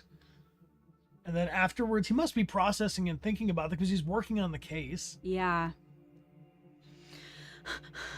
I just think there's sort of tragic before this, because then that connects to the interrogation. So how long passes? The 5th? They interrogate him the next... Just a little while morning. later, yeah. So no time is wasted. No. From 11:21 is when this scene starts. And then this is 12:41. So it must be literally just the investigation and the drive back to the department. They intake him, notice he doesn't have any fingerprints, get his file, and start interrogating him immediately. There's no time to really think about it besides the drive back. Yeah. So I personally think that after discovering the deviant in the attic, that my headcanon is that Connor, he's compelled to call him out to say, deviant located, we found him, he's here, but that he doesn't necessarily want to. He can be do conflicted about it, yeah, for sure. It's like his programming is forcing him to say this even though he doesn't want to. So it's like he can't stop himself. So I do think that in the car ride over, he's probably like looking in the rear view mirror, like checking him out and stuff, or maybe having like deep thoughts about the circumstances, and if this was if maybe there's a way that he can help him. Yeah, that's true, because the Connor who intervenes in the best case, when the android is sent back to its cell. So maybe that's why. So Connor wants to talk to it the whole time. Hank is in there. Connor's thinking like, "Put me in, coach." Put me in. Because he wants to kind of like maybe even make amends or smooth things over with his android. Bunchroom says that would explain why it takes a moment for him before he yells out. For sure. And why and give me the Crumb says he does look uncomfortable when he says it's here. Yeah. It does indeed. Yeah, that was for me. I thought the first. I mean, I saving the fish. I consider the first moment of deviant choice. Picking up the gun is kind of a potential deviant thing. He's like not. He's literally not following the law. But I think because he's not immune from that. He's not supposed to have a gun. IG says, I have this headcanon that Connor sees Carlos's android looking out the car window, and Connor starts to wonder what deviants feel. Yeah, I mean, that was in my notes of this scene. I thought there was an outcome where Connor, in the attic scene, did not... What's a headcanon? We should clarify. Oh, yeah. Headcanon is where we are coming up with our own idea about what happened before or what happened after. Like, what's our own version of the story that's not necessarily in the game itself. It's worth defining canon as what's happening in the story quite officially. So if you say like, oh, that's not canon, you're saying, well, that doesn't happen in Star Wars because this happens on this date and then this thing happens on that date. But if you say it's your headcanon, you're saying like, in my head, yeah. In my head, like forget what actually happened. Like this is what's in my imagination. So it's just your own personal theory. Lonely Berry Sachs, welcome back for 18 months. And Seja 11, welcome back for 44. Welcome back and welcome back. And I got a shout out to False Security, one of our artists, gifting such a prize. This artist, behind this cute. False Security behind I Like Dogs and Cats and Fish. Thank you for saying it was fun working with you. Happy Detroit Become Human anniversary and gifting this set of stickers to the people of the town. Nice. Thanks so much, False. Thank you, False Security. I appreciate you very much. Let's pull a winner from the chat real quick, if we may. Do it now. An exclamation point False Security in the chat will get you to the artist's page. Yes. We're excited. We got to collaborate with 5 different artists for this these card sets. Cool. Type.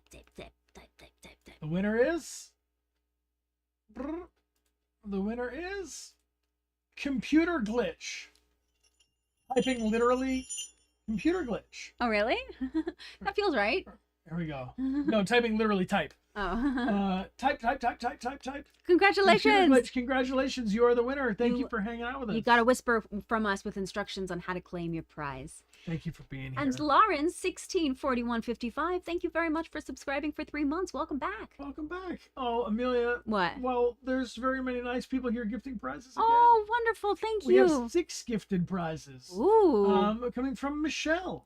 Michelle. Yes, indeed.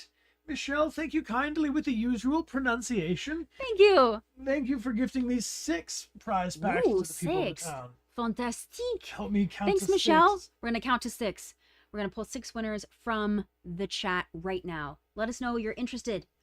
Winner number 1, Toti Geron. Congratulations. Winner number 1.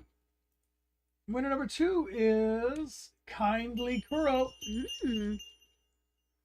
Winner number 3 is Fluff424. Winner number 3 is... No, winner number 4 is... Winner number 4 is... See, I love that about you. You help me out all the time. And you help me. Every day. S Clouds 28. Congratulations. 2 more winners from Michelle. Michelle, thank you kindly. And anyone else who'd like more information on these gift prizes, you can go to dechartgames.com or there's a link in the chat. Akanis.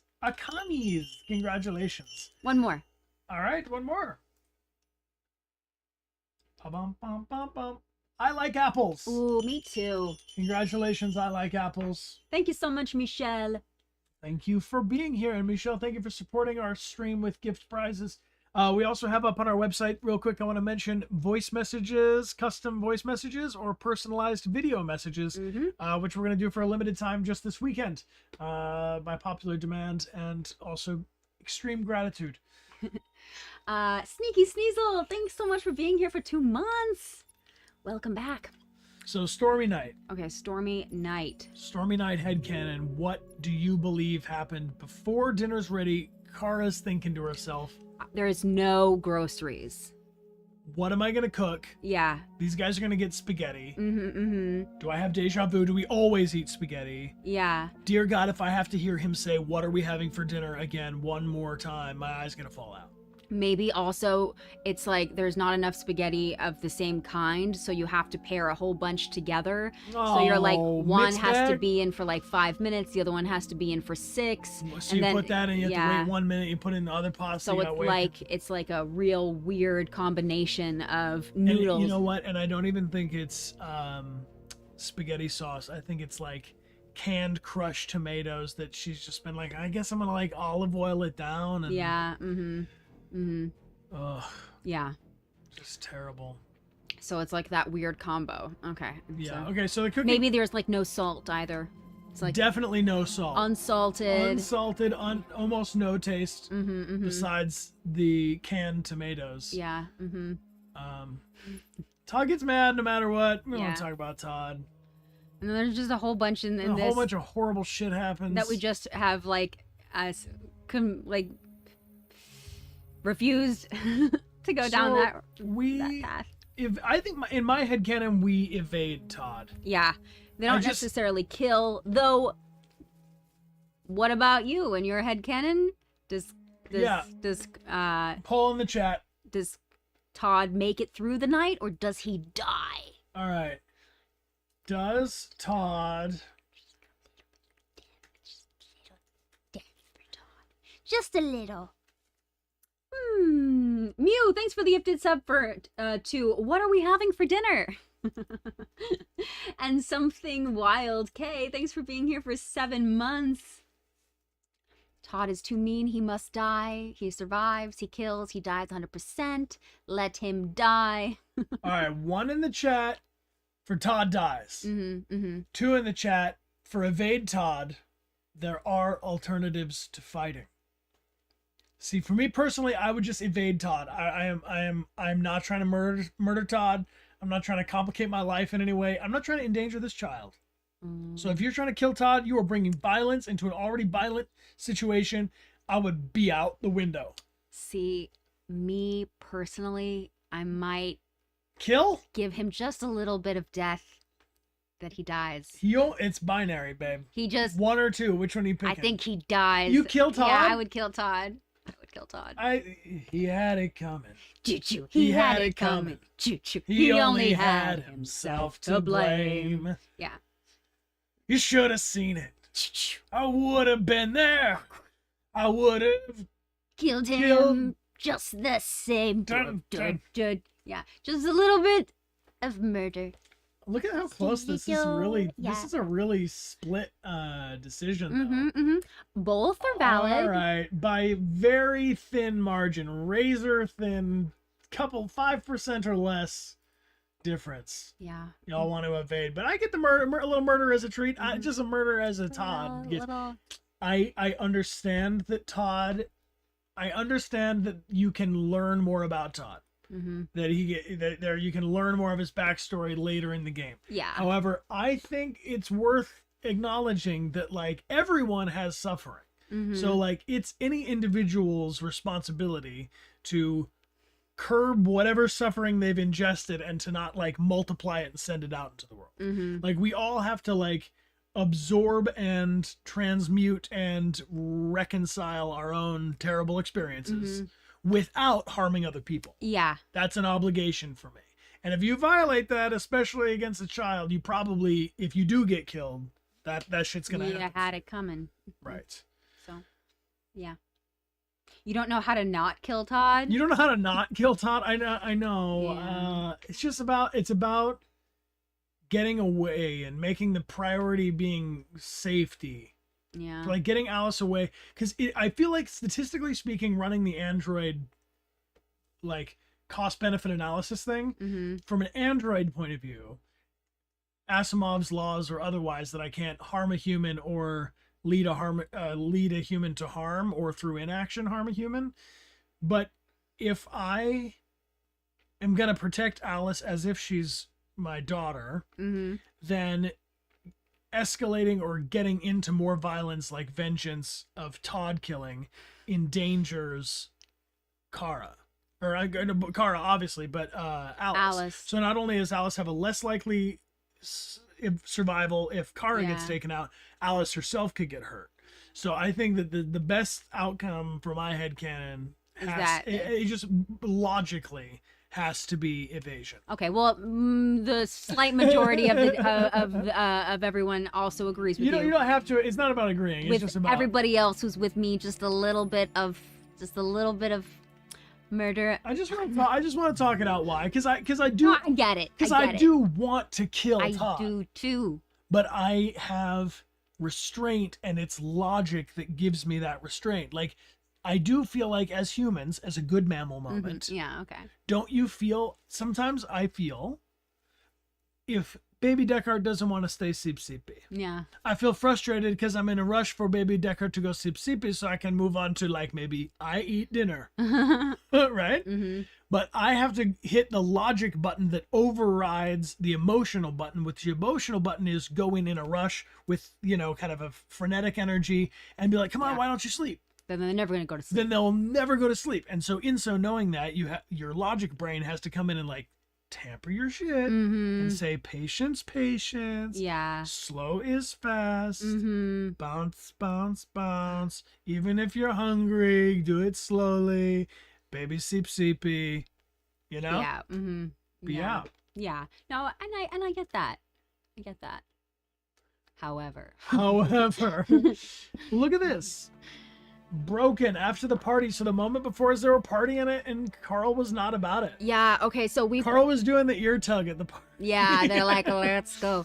Okay. So they probably went to like a really fancy party, but it was like a fancy party where like everybody was really self-conscious about being there, and so super sceney. Yeah. It was like too hip. Like one of those parties where you're like, I don't like, this should be cool. I should be having fun.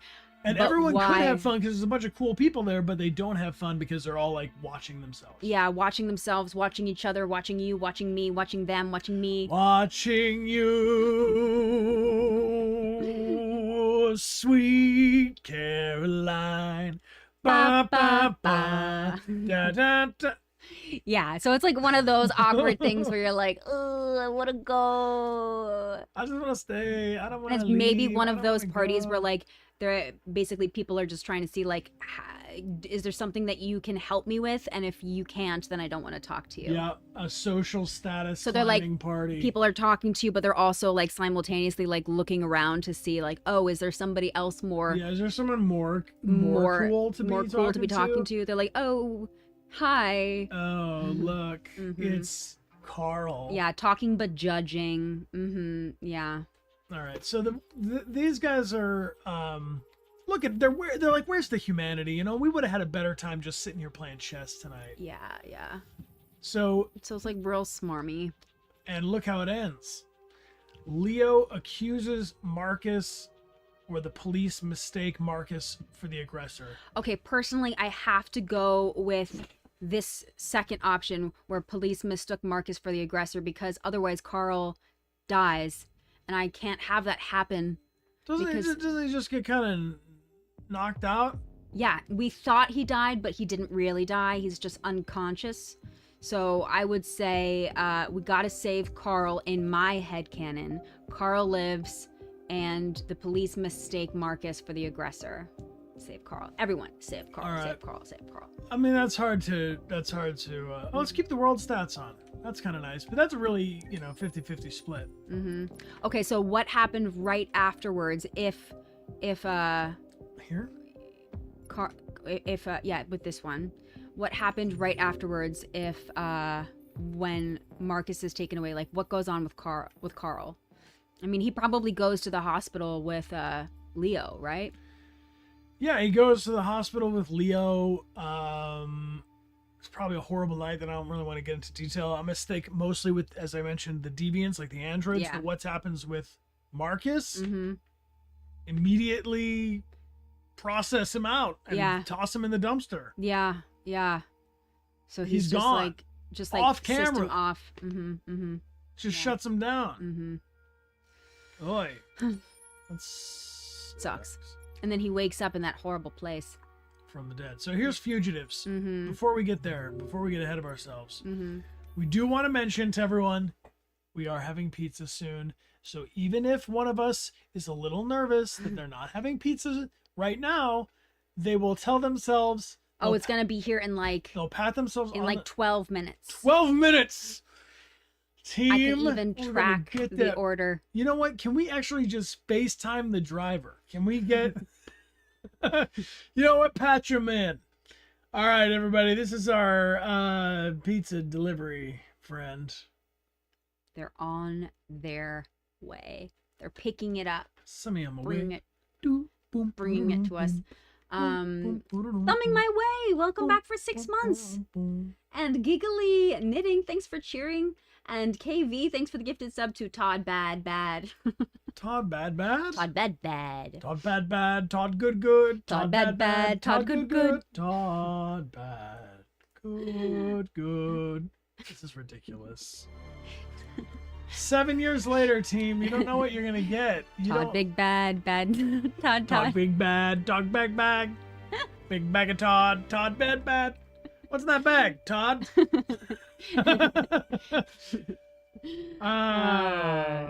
All right, so I think they've Kara and Alice have been writing on this bus for a long time. Probably had As people. well, they went to last stop. Yeah. Everybody else got off the bus. So they basically, she just got on there and she was like, I'm just going to go. I'm just going to go. I'm just going to go. I'm just going to go.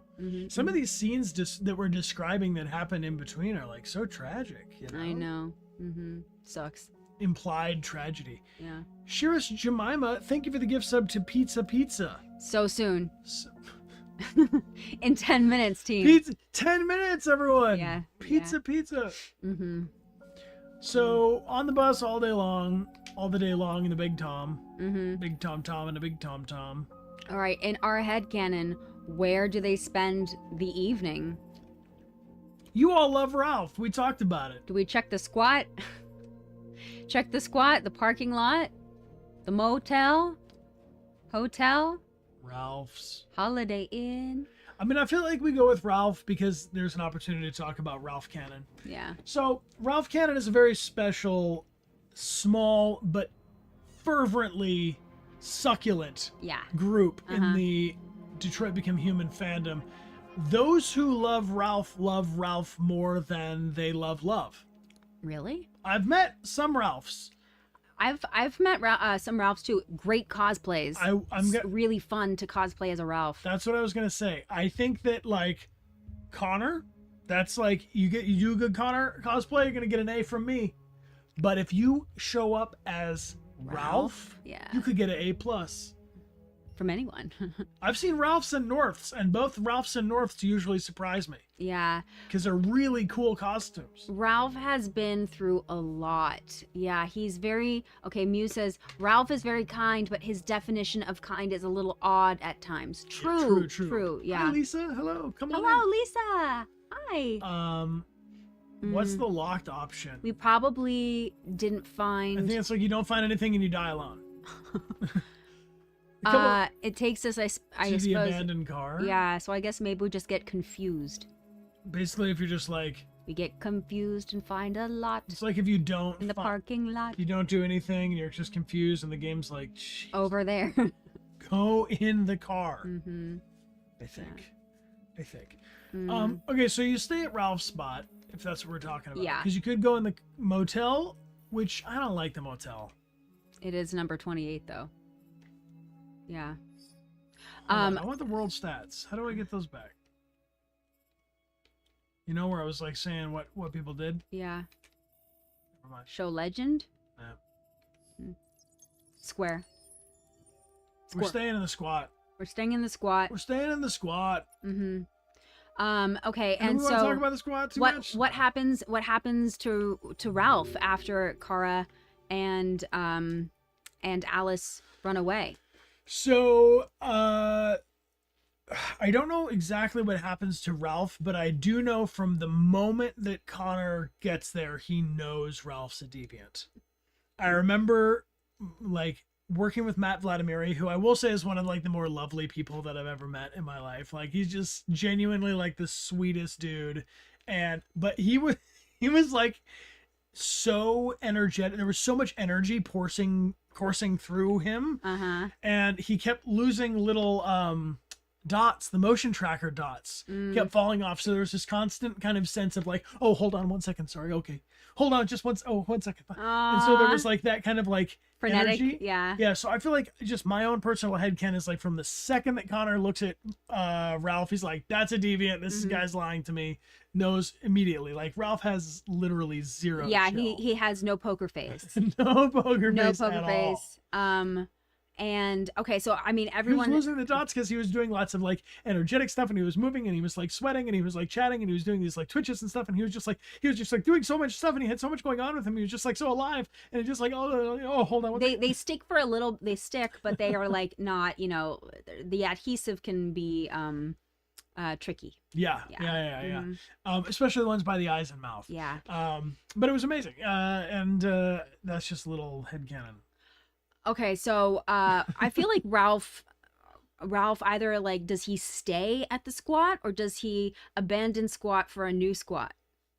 I'm gonna tell you what I think about Ralph. I think Ralph, and I'm just coming up with this right now, so it might just not hold water, but you tell me what you think. Mm-hmm. I think other Ralphs who deviate come to this Ralph's place. Okay. And he starts like a Ralph sorority. Fraternity? Don't sorority is gender assume my Ralph. Okay. No, okay, I guess it would be a fraternity. Okay. He has two branches. He has a Does he have a sorority or a fraternity? He has a Greek building. Or a cult. A cult. He has just a cult. So he starts a cult. A commune. A commune. That's better. He calls it a commune. Everyone else calls it a cult. Okay. But I think he's like the first one, and he like holes up there, and he kind of becomes the Bill the Butcher of a gang of Ralphs in like a cult. Ooh. Like I think he becomes like Kingpin Ralph. a non-binary eternity. Yeah, I like that. A non-binary eternity cult. Live, laugh, Ralph. Live, laugh, Ralph. Okay, yeah. I kind of feel like he would probably stay in the same place because Connor kind of feels like I have bigger fish to fry. Like you just deviate where you want to be. Right. Mm-hmm. I think that's the case. Yeah, I like this. A clan of Ralphs. Mm-hmm. They don't have a reason to stop this Ralph. Yeah, this Ralph is honestly just Ralphing about. He's like not an issue for us. Okay. Live and let Ralph. 4 minutes until the pizza. Everyone write down 4 minutes. Type 4 minutes into the 4 chat. minutes. 4 minutes for pizza. Until pizza. As I did. Oh, this, actually. I just did this. I was like, write 4 minutes into the chat. Who is this? Amelia knows. Who is this? Wait. Oh, there. Oh, Who does this? Now we've been delayed. Right. What? We have been delayed by the billionaires. Oh, Bernie. This is Bernie Sanders. And the pizza is coming here. But it's been delayed. And once again, I am asking you for pizza. Delayed, but only slightly. Delayed. Killian, thanks so much for being here for 18 months. It's great to see you. Thank you for being here. Not the pizza. All right. Do we have headcanon for the garbage dump? Well, yeah, we have to have a headcanon. No, but I'm saying, like, what is your... that's prompt. Yeah. I was being conversational, not confrontational. Maybe once Marcus gets up on the top, like makes it up to the top there. It's a Final Fantasy game instead? For just a second, and then it goes back? And he puts on the jacket and he says, I am Marcus. That like sends shockwaves through all of the other deviants, and then they also start saying their names and they start climbing up and they follow him. No? Hold on. You're telling me an army of bits and pieces comes crawling out of the mountain of garbage behind him? Yeah.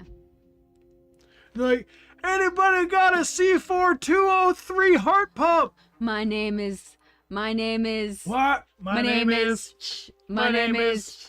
and Chicka, maybe like a whole musical act Like, begins. I'm Jeff. I'm also a deviant. Yeah, but I'm just stuck in a pile of garbage. All right, Well, what well, are garbage, aren't we? throw out some different Yeah. names, some different name ideas. What? My name is Jimbo. My name is Bap. My name is Laugh. My name is David. My name is Bill. Bill, My name Bill, is Bill, Cat. Bill, Bill, My Bill, name Bill, is Bill. Bingus. My name is Bob. My name is Patrick. My name is Larry. my name is Susan. This is digressing quickly, and I like it. So you're telling me that your headcanon is that the bits and pieces around in the android thing, when they hear Marcus say, I am Marcus, Yeah. they go, ooh. My Yes. name is Patrick. My name is John. My name is Amelia. My name is Meme. But then some of them just, Yeah, that's it. that's it. That's, no. That's it? Yeah. That's the, Yeah. that's But it. only for some, but others continue on. Yeah. Some of them are just like, I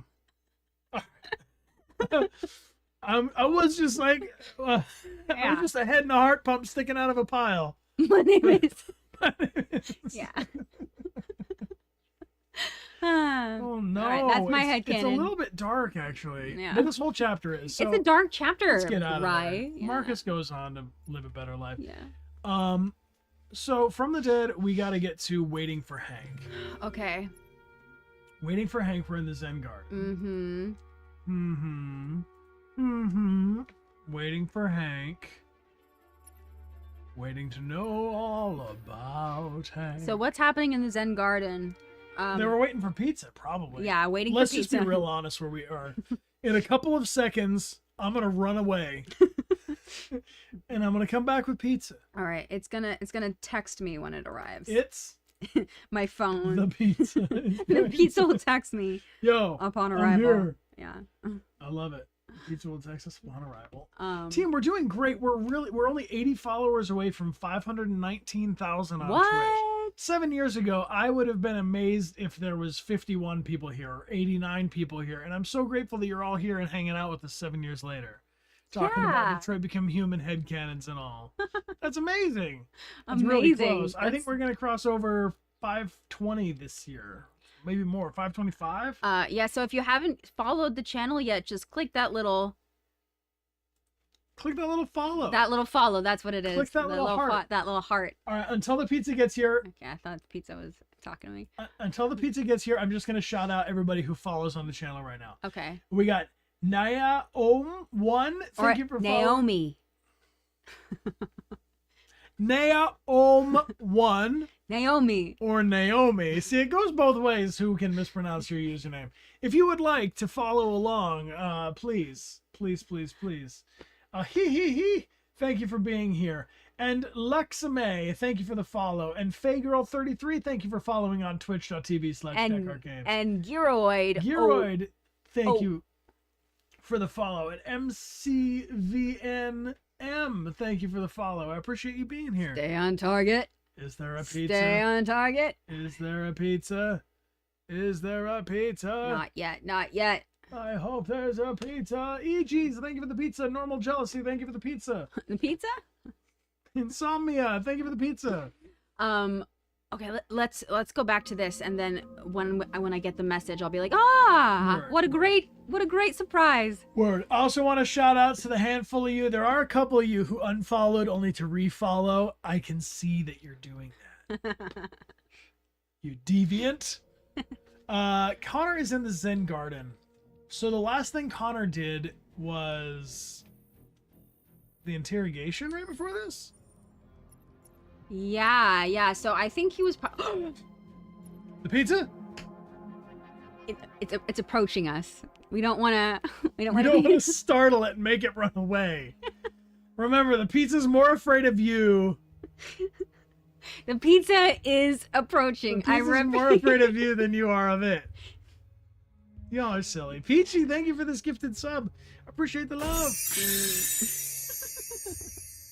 I can't think straight. I want. Yeah, so I think that it doesn't matter. The pizza's gonna be here. I can't. All right. I can't talk about anything else besides Get pizza the right pizza. now. I'm gonna go get this pizza. Yeah. Do you want me to do that? Yeah. Just do it. Just fuck off and get the pizza. Fuck off and get the pizza. All right. Well, you have to lead them. Look Here, at me. this All right. camera. Yeah. All right. What kind of pizza would you get if you could get any kind of pizza delivered to you right now? What pizza are you getting? Pineapple. I love a pineapple pizza. I really do. Pepperoni. Mushroom, bacon, just cheese, vegan. Hawaiian, cheese, 4 cheese, spicy ranch, margarita, deep dish pepperoni, goat cheese, pineapple, supreme, meat feast, meatball, olives. I also like olives on my pizza. Salami, margarita, 4 cheese, oh my god, shiitake mushroom pizza, ricotta pizza, just bread. Fig and goat cheese pizza. Yes, Brian. Thank you. It's a salad. Everyone, we're gonna eat this. We're gonna eat this pizza right now. Amelia's getting a napkin. Why is he giddy? You're looking at a man holding a pizza who's been talking about pizza pretty constantly, and you ask, why is he so giddy? He's getting his pizza dreams come true. Bibs in, team. Bibs in. Oh. How many pizzas do you need at a time like this? Oh, we should have had him do that double cut thing. That's a big slice. That's what we need. Is this a slice of pizza? Mm-hmm. This is a pizza party for real. I'm going to pass this pizza around. Please grab a slice. Put the lid down as you pass it, though, to keep the heat in. Mm-hmm. We're going to set that pizza exactly right here. Mm. Oh. Do you have any ranch? No, I don't have any ranch. Just have Pete's. Mm-hmm. I just need to eat this, you know? I just need to eat it so much. It is large. It's all I've ever needed. Mm. I mean, we could take a whole break, but I just want to hang out with you all and eat pizza. Is that okay? It's gotta be. You know what? We get pizza. Yeah. They should get prizes. Mm. My friend Magnolia Sims is just doing this ultra generosity thing. Magnolia. It's a little too generous, to be honest with you, Mags. You really show up for us, and we really are grateful for it. So, thank you for gifting these new sticker sets. Not sticker sets, cards. We're doing trading cards, collector cards, because I'm a fan of cards, like Pokemon cards, the Star Wars cards, and these are some Headcanon cards. Appreciate you. Hey. Appreciate I you. see Hey. Zombie Kitty Roar says, hi, I found you on TikTok. Well, hi, come Zombie on in. Kitty. Hello. Thanks Come for on in, joining us come on on in. Twitch. If you're here with us live on Twitch, that's actually where you're going to get the code. We're going to put up, Magnolia Sims has gifted, so everybody who wins one wins all 5 of the cards. 40 gifted prize winners. What? Yes. That's what Magnolia Sims has said. Magnolia Sims said, yo, give them 40. Wow. And I said, that's a lot, Magnolia Sims. And Magnolia Sims said, do it. And I said, what? Magnolia Sims said, do it, do it, do it, do it, do it, do it, do it. I was like, Mags, you should become a musician, rapper, or basically someone who uses, I don't know, whatever. Mags, I'm sorry. Thank you. MC. An MC. Mm-hmm. Yeah. An MC beatboxer. Do it. Do it. We have an ultra prize. Hold on, I gotta do this. Magnolia Sims, the best way for me to give away 40 prizes on this channel is to do like a smash grab operation. And since this is the first day these prizes are available, just about everybody is eligible to go get one. So please, you're going to go over to dechartgames.com, and then I'm going to put this top secret / ultra message on the here. Yes, okay. And let me just do, I get a little nervous sometimes, so I want to double check this link is correct. And yes, it says there are 40 of them available. Sweet. So you're going to go to dechartgames.com while we eat this slice of pizza. Dechartgames.com / Magnolia Army. And the password is thanks, Magnolia. And KV with the 28 gifted subs. My wife can't even speak. She's eating so much pizza. We're so hyped. 28 gifted subs. Holy whoa. Thank you so much. That crushes the goal. We're spinning the prize and challenge. Oh my gosh, this is the 3rd time. I can't even eat this pizza. I'm so hyped. People claim your prizes. We're going to spin that wheel. This wheel. This wheel. Should we do it right away? What do you do for the crusts? Do you eat crusts? Mom, eat their faces. Do you set them aside to see if you still want them later?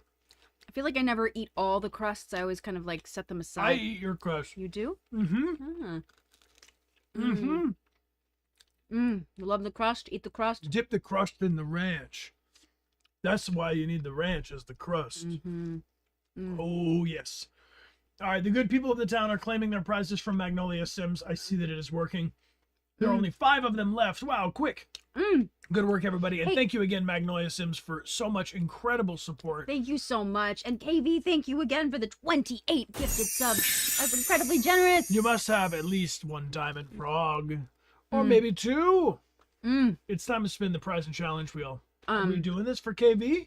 Brown-eyed queen, I too sometimes blot the cheese if I see too much grease, but this is not an especially greasy pizza. And that's why I like it. Some places too greasy, can't get that pizza. Yeah. All right, so let's spin the prize and challenge wheel and do it right, yeah? All right, I need another piece though. That's this is my cover story. Here, I get it. All right, shout out what you'd like it to land on. I'm gonna get it spinning a lot. This one. You come with me. Nice long spin for KV with those 28 gifted subs. Absolutely amazing support.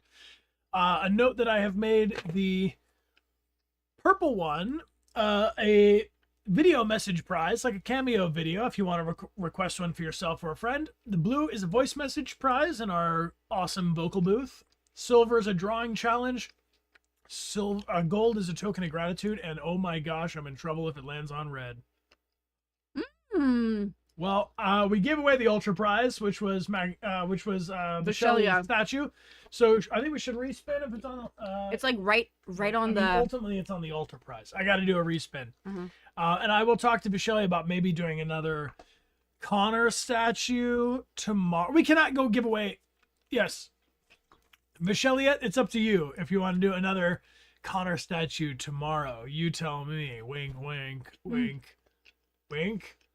We're going to spin it wide. But I think if we did another Connor statue, we would have to do it tomorrow, yes. Tomorrow, yes, but not today. Spinning and go. How does it land on the Ultra one so often? It must be weighted a little bit. Towards Ultra? Makes sense. That the universe would bend towards Ultra. I like this part right here where you can kind of, where they kind of blur together. Slow down, and you're like, well, where's it going to land? But not slow enough that you really see the individual hearts. Now we're kind of coming out of my favorite time. Not Dechart gains, not Dechart gains during pizza. That's a token of gratitude. That's a token, yeah. Token of gratitude, bro! Dechart gains while eating pizza would be criminal.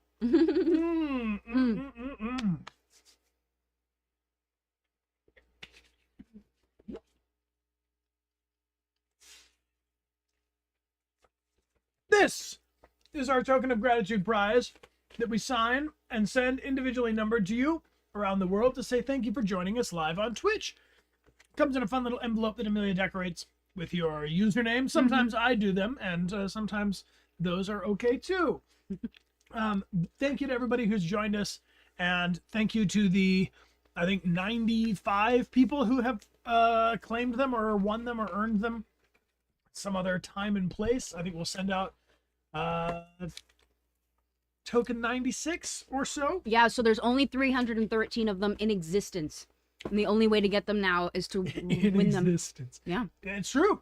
It sounds quite grandiose the way she says it, but the only way to get them now is to win them on the channel. So they win them by typing in the chat anything at all right now, as long as it's fundamentally decent, while we eat a slice of pizza and you all go, wow, no way. How much pizza can they eat? Can they eat too much pizza in one day? Will they be okay? How many slices of pizza do you usually eat? I would think it's 3. For me, it's 2. If I can have 3 slices of pizza, I'm going to be all right. 3 usually is a little bit too much for me. At least in one sitting. If it's a small piece, then maybe I could do 3. A narrow slice, you could be having 6. No. Yeah. Let's pull a winner. Here it goes. Deft Cape. Ooh. Congratulations, Deft Cape. You are the winner of the Token of Gratitude prize. I've just sent you a whisper with instructions on where to claim it. And thank you again, Magnolia Sims, for making this whole stream possible, keeping it going, and giving away 40 sets of our Dechart Games cards and art prints. I also want to shout out to each of the artists that contributed. These are by Shea Fury. Yes. Full Secure. Dame Deviant. Eliza Frand. Brooke Beaches. Shea Fury. False Security. Yes, thank you all 5. Yes. And I think we're going to be doing some more of these cards as time goes by. So continue to tag us with #DechartGames so we can see your art and your portfolio. And these are all members of our community who we see their artwork online, and we say, hey, can we hire you to do a commissioned illustration? And it's been really fun. Yeah, it's so really cool. Fun. It's really cool to see everybody's different styles and how they take prompts and run with them. It's really cool. Yes, indeed. So should we get back into it? Yeah. I think I've curbed my absolute starvation for pizza. But I won't stop eating it. No, just slowing down. Slow it down. I'm waiting for Hank. So it's been, I think, at the end of the interrogation cycle, Connor's been up and at it for a while. He's tired. He's tired. So I don't think if Connor's been getting to... Connor meets him...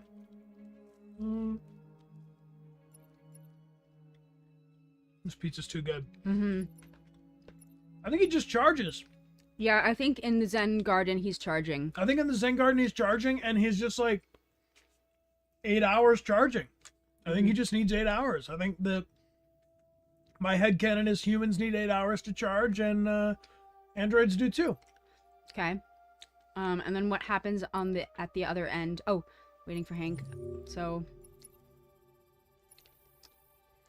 then you getting to know all about Hank and dogs, and Hank either gets a lead or he doesn't, but he's always mad. Turns out.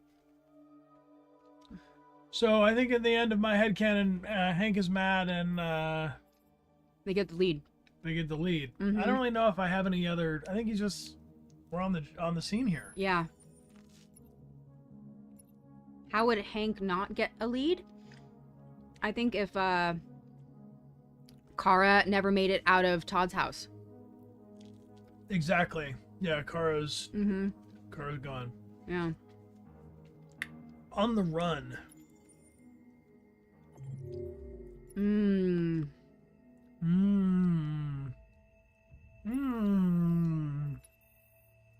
So morning in the hotel, morning in the squat. What's this? Morning in the car? That must be morning in the car. So we've never stayed overnight in the car.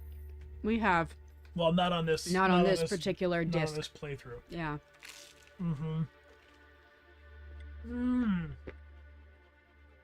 I feel horrible that I'm munching so hard. I know. I'm almost done. I can't stop eating. Okay, so in our canon, Kara's at the squat, and then there's Ralph. So what happened that night? Like, that would be a horrible night. I mean, I think she probably slept really bad. I don't even think she actually had the opportunity to charge. She probably fully. hasn't charged. She probably has to be running right now in like power conserve mode. You know what I mean? Yeah. Like, I think it's worth mentioning that Kara would be like in a low place here, because look at what her options were: stay in the squat, the motel, or a car. If you're sleeping in a car, you're out of options, unless you're choosing to sleep in your car. Yeah. How does Ralph charge? Yeah, that's... Maybe it's just when you're, like, powered down at night when you're sleeping. They're also charging, but they need time when they're not. Actually, I got some headcanon on that. Oh, yeah? Uh-huh. Ralph is a gardener android.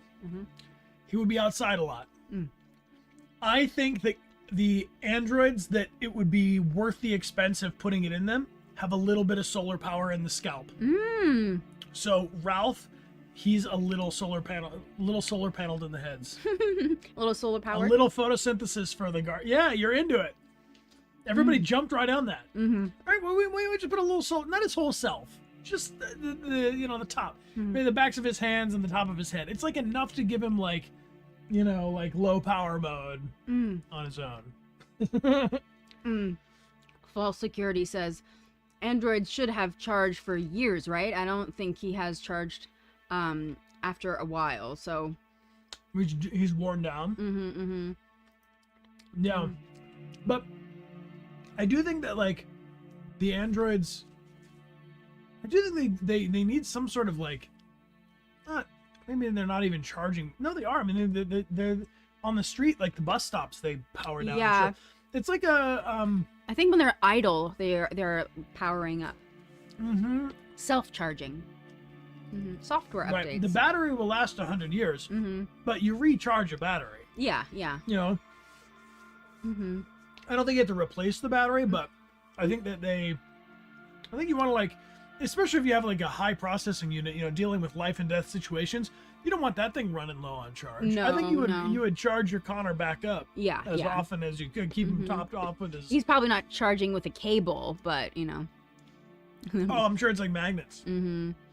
Okay, so the night in the squat, I think probably was just, like sleep, like newborn. You're like waking up every couple. It seems like every 15 minutes, because there's like a strange like creak in the house. Like also the nights that you're spending in a new spot, you never can sleep very well because you're not comfortable there yet. The first night that you're there, Yeah. Is this really them? It is really us, MCH. Hey, MCH, how you doing? It's really us eating a pizza right now. Ooh, and Live. Yoralto, thank you so much for the Yoralto, raid. Thank you for the raid, friends. Thank What were you doing? Thank you. Were you playing some Detroit Become Human by any chance? Hello. Hello. I see people are asking about what game we're playing next. It's going to be Resident Evil 3 remake. And we're talking about playing South of Midnight. Yeah. And Dishonored in 28 stab wounds or less. I thought you'd like that. Yeah, because apparently in Dishonored, you don't have to be violent, though. It can be. You can be. So our challenge to ourselves would be, could we do it in 28 stab wounds or less? And if we stab a 29th time, game over. Playthrough's over. Yeah. G Doja Gaming, thanks for being here for 3 months. Hello. And Cal Kylo, welcome back. 18 Blue thanks for subscribing. Hello. And Jokers, thanks for cheering. Your mommy, thanks for being here with your Prime. And Salamiau, thanks for being here for 2 months. And Scarlet Stark, thanks for cheering. I just gotta eat a little more pizza. I'm sorry. All right, I feel that's like a fine. monster. Okay, so a horrible night in the squat. Maybe let's bring back the horrible night in the squat. Then when Alice and Kara run away from Connor, Ralph stays where he is and starts to summon all other Ralphs, and then Cult of Ralph becomes is born. Live, laugh, Ralph. You know what? I think the whole reason for like the Cult of Ralph is that Ralph is tired of cooking for one. He wants to cook for He many. just wants to cook for many. And so he's like, you know what? Come in off the street, hang out with Ralph. Ralph is tired of cooking for one. It's Yeah, so I mean, boring it's- to make a whole meal and you have to do all the same cleaning. Yeah, he hates it. And then it goes bad because you're not able to eat all of that food for just one person. Yeah, he wants a family. Mm-hmm. Aw. Maybe he goes out and buys himself succulents, or he just steals succulents. Uh-huh. I don't think he buys them. No, he knows that you can just have some. Yeah. He just self-propagates. He just steals them. Nom nom nom nom. Yeah. Okay. KV, thank you for the gift sub to Android Fever. And Ray of Sunshine, welcome back for 10 months with your Prime. Thank you. Did you all know if you have Amazon Prime, you can link it to Twitch for a free subscription? True. Any day of the week, any day of the year. And if you give 2 subs on Twitch this month, you get a Crunchyroll subscription for 30 days. That's pretty cool. Free anime for the people of the town. Okay, so in my headcanon, Kara and Alice reach the other side of the freeway. They make it. It's fine. And Connor just watches and listens to Hank and doesn't pursue. What about you? Is that all of your headcanon as well? Can we decide on that? Or should someone die? In my headcanon, working on it on set, another deviant moment that was more of a moment for me and less of a moment in the game is when Connor runs up to the chain link fence and sees Kara on the other side, which I'll have you know is played by David Cage in that moment. I did all of the scenes that Connor and Kara cross paths with David, which is... So the moment of eye contact, looking, and them recognizing and deciding not to pursue, I thought that would be another deviant moment. I thought the player would be able to or that itself, that choice was another tick towards deviancy. But I don't know if it gets calculated that way or not in the game. But no, I've actually never met Valerie Curry. In fact, Yeah. never. The actor who plays Kara. Yeah. Yeah. All right. Well, we want them to make it to the other side. They make it. I think if Connor's not going to catch them, he shouldn't even pursue them. No. right? So, Because then that also makes him and Hank get better friendship. My headcanon's just that Hank runs up and is like, yo, don't do it. Mm-hmm.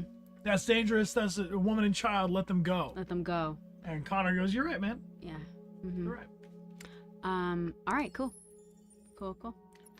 Jericho.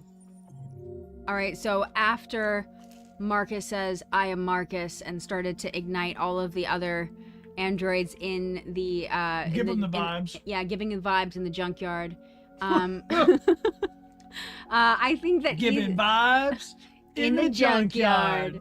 I think he's been, wandering around, feeling... looking for Jericho, kind of like one of those, hot, cold, one of those games, it's like... Are you my mother? No. Or warmer, cold, warmer. Well, we have to assume... I don't want to spoil anything for anybody. After the flash mob in the junkyard. Yes. The flash mob shits and dies. If it takes Connor 5 bars to find Hank, and Connor's the most advanced prototype of the RK series, it would take Marcus a long time to follow these clues. Yeah. I think Marcus has been wandering all day. Yeah. What time does this scene start? This says 4:30 p.m. Okay, and this is 3 a.m. So for 12 hours. Yeah. For 12 full hours, Marcus is walking around like a Roomba trying to lay a new map. Yeah. And the Roomba is just bouncing off of things and being like, nope, like the DVD menu that never quite hits the corner. He's just doing that. Okay. Yeah. Did I call Marcus a Roomba? Yeah, I mean, they're all a little Roomba-y. Don't they all kind of look a little dead in the eyes, you know? Don't they all kind of have that, like, glossed over Roomba-y look? Travis plays video games. Thank you so much for subscribing. Thank you for subscribing with your Prime. I appreciate you being here and supporting our channel. And Doc Charlie, welcome back for 17 months. Welcome back. And Selena, thanks for the gifted sub. Hey, big hug, and thank you kindly. Whoa, and Vicqui's back for 74 months. 74 months of support. Wow. Thank you for being here with us and supporting our Welcome channel for back. 74 months.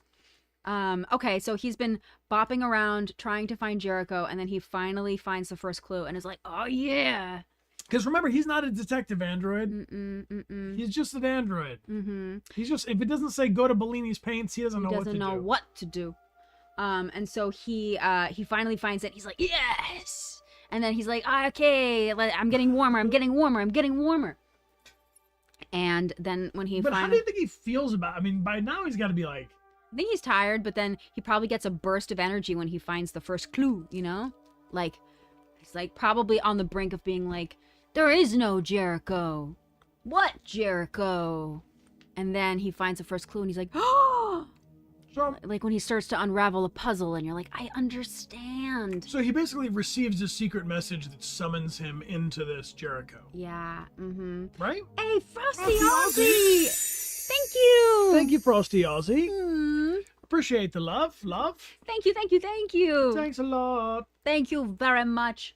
Yeah, so I think he's just been kind of like bopping around and then he gets just like stoked when he finds the first clue. What would that be like in real life, though? I think it's like trying to solve a like puzzle. He's found a sign. Yeah. Like somebody has given him a sign. Like. I think it's like when you're trying to puzzle something and you're like, I don't get it, and then all of a sudden something clicks and you're like, oh, I understand, and then you start to see the pattern, and I think it's yeah. So I guess it's that curiosity then. Like if I'm still alive, why? Yeah. Team Mighty Zandy, thank you so much for the cheers. Thank you. Oh, I got this dress on sale from Anthropology, and it has pockets. It has pockets. Yeah. It's a lovely dress. Thanks for asking. Look at this beautiful bird. Look at this beautiful bird. It's nice. It's like long. Do the pockets. It's got pockets. It's got pockets, yeah. team. Yeah. It was on the sale section, and I was like, oh, it's just my size. Perfect. Love that. I'm all about that dress. I think that's a beautiful dress. It's pretty. Thank you. You're pretty. Carrie's 2038. Thanks for being here for 2 months. Welcome back. So he locates Jericho no matter what and meets the people of the Jericho. Meets people of the town. Yeah, I think my headcanon is that these androids are really bummed when they meet Marcus. Yeah. Like, they're kind of like, damn. And he's kind of like, damn, too. I think everyone's just a little disappointed. Yeah. Yeah. You're this like... is not my world. Disappointed! Yeah, I think that's definitely where There's a room full of disappointed people.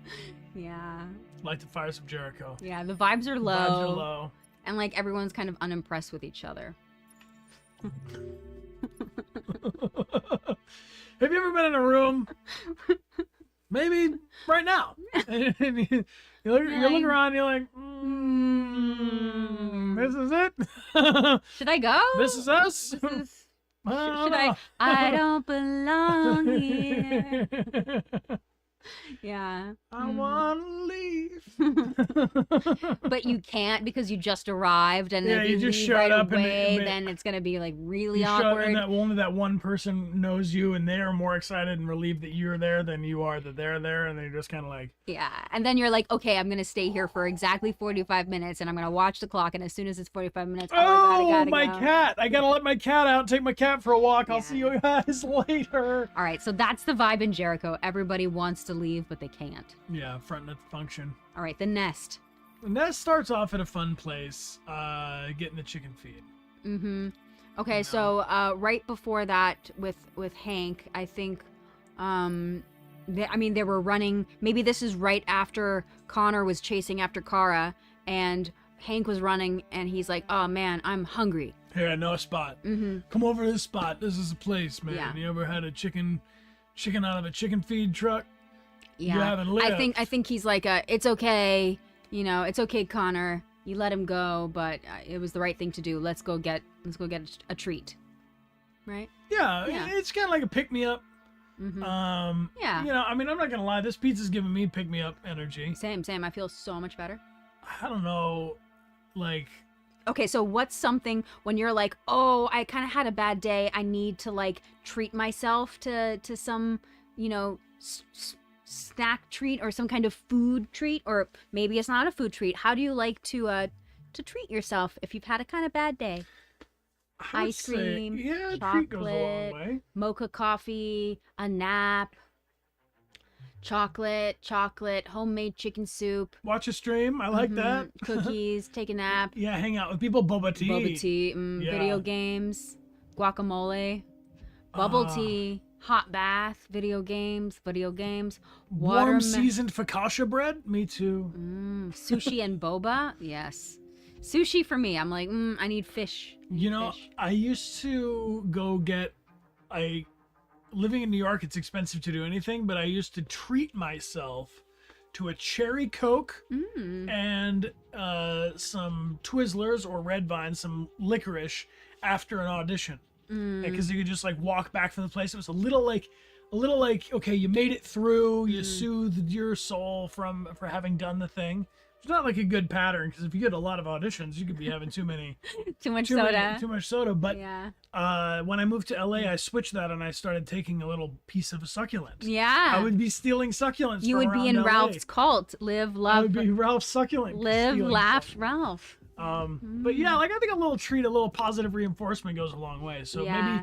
maybe Hank's like, maybe Hank had a previous human partner. That he didn't didn't like, Yeah. stay on the force or got transferred or whatever. Yeah. So it's like treating Connor like he's a human, but Connor can't eat any of this stuff. No. Or he's not gonna. I mean, he could. But he's not going it's to, not yeah. a good idea. Mm-hmm. He could kind of mess up his... Vanilla cola. That sounds good. I like a cream soda also, or root beer. Oh, yeah. Root beer goes a long way for me. Okay. So, Headcanon in the elevator and in the Rupert. I liked Rupert. Me too. I mean, Rupert likes birds, and I like birds.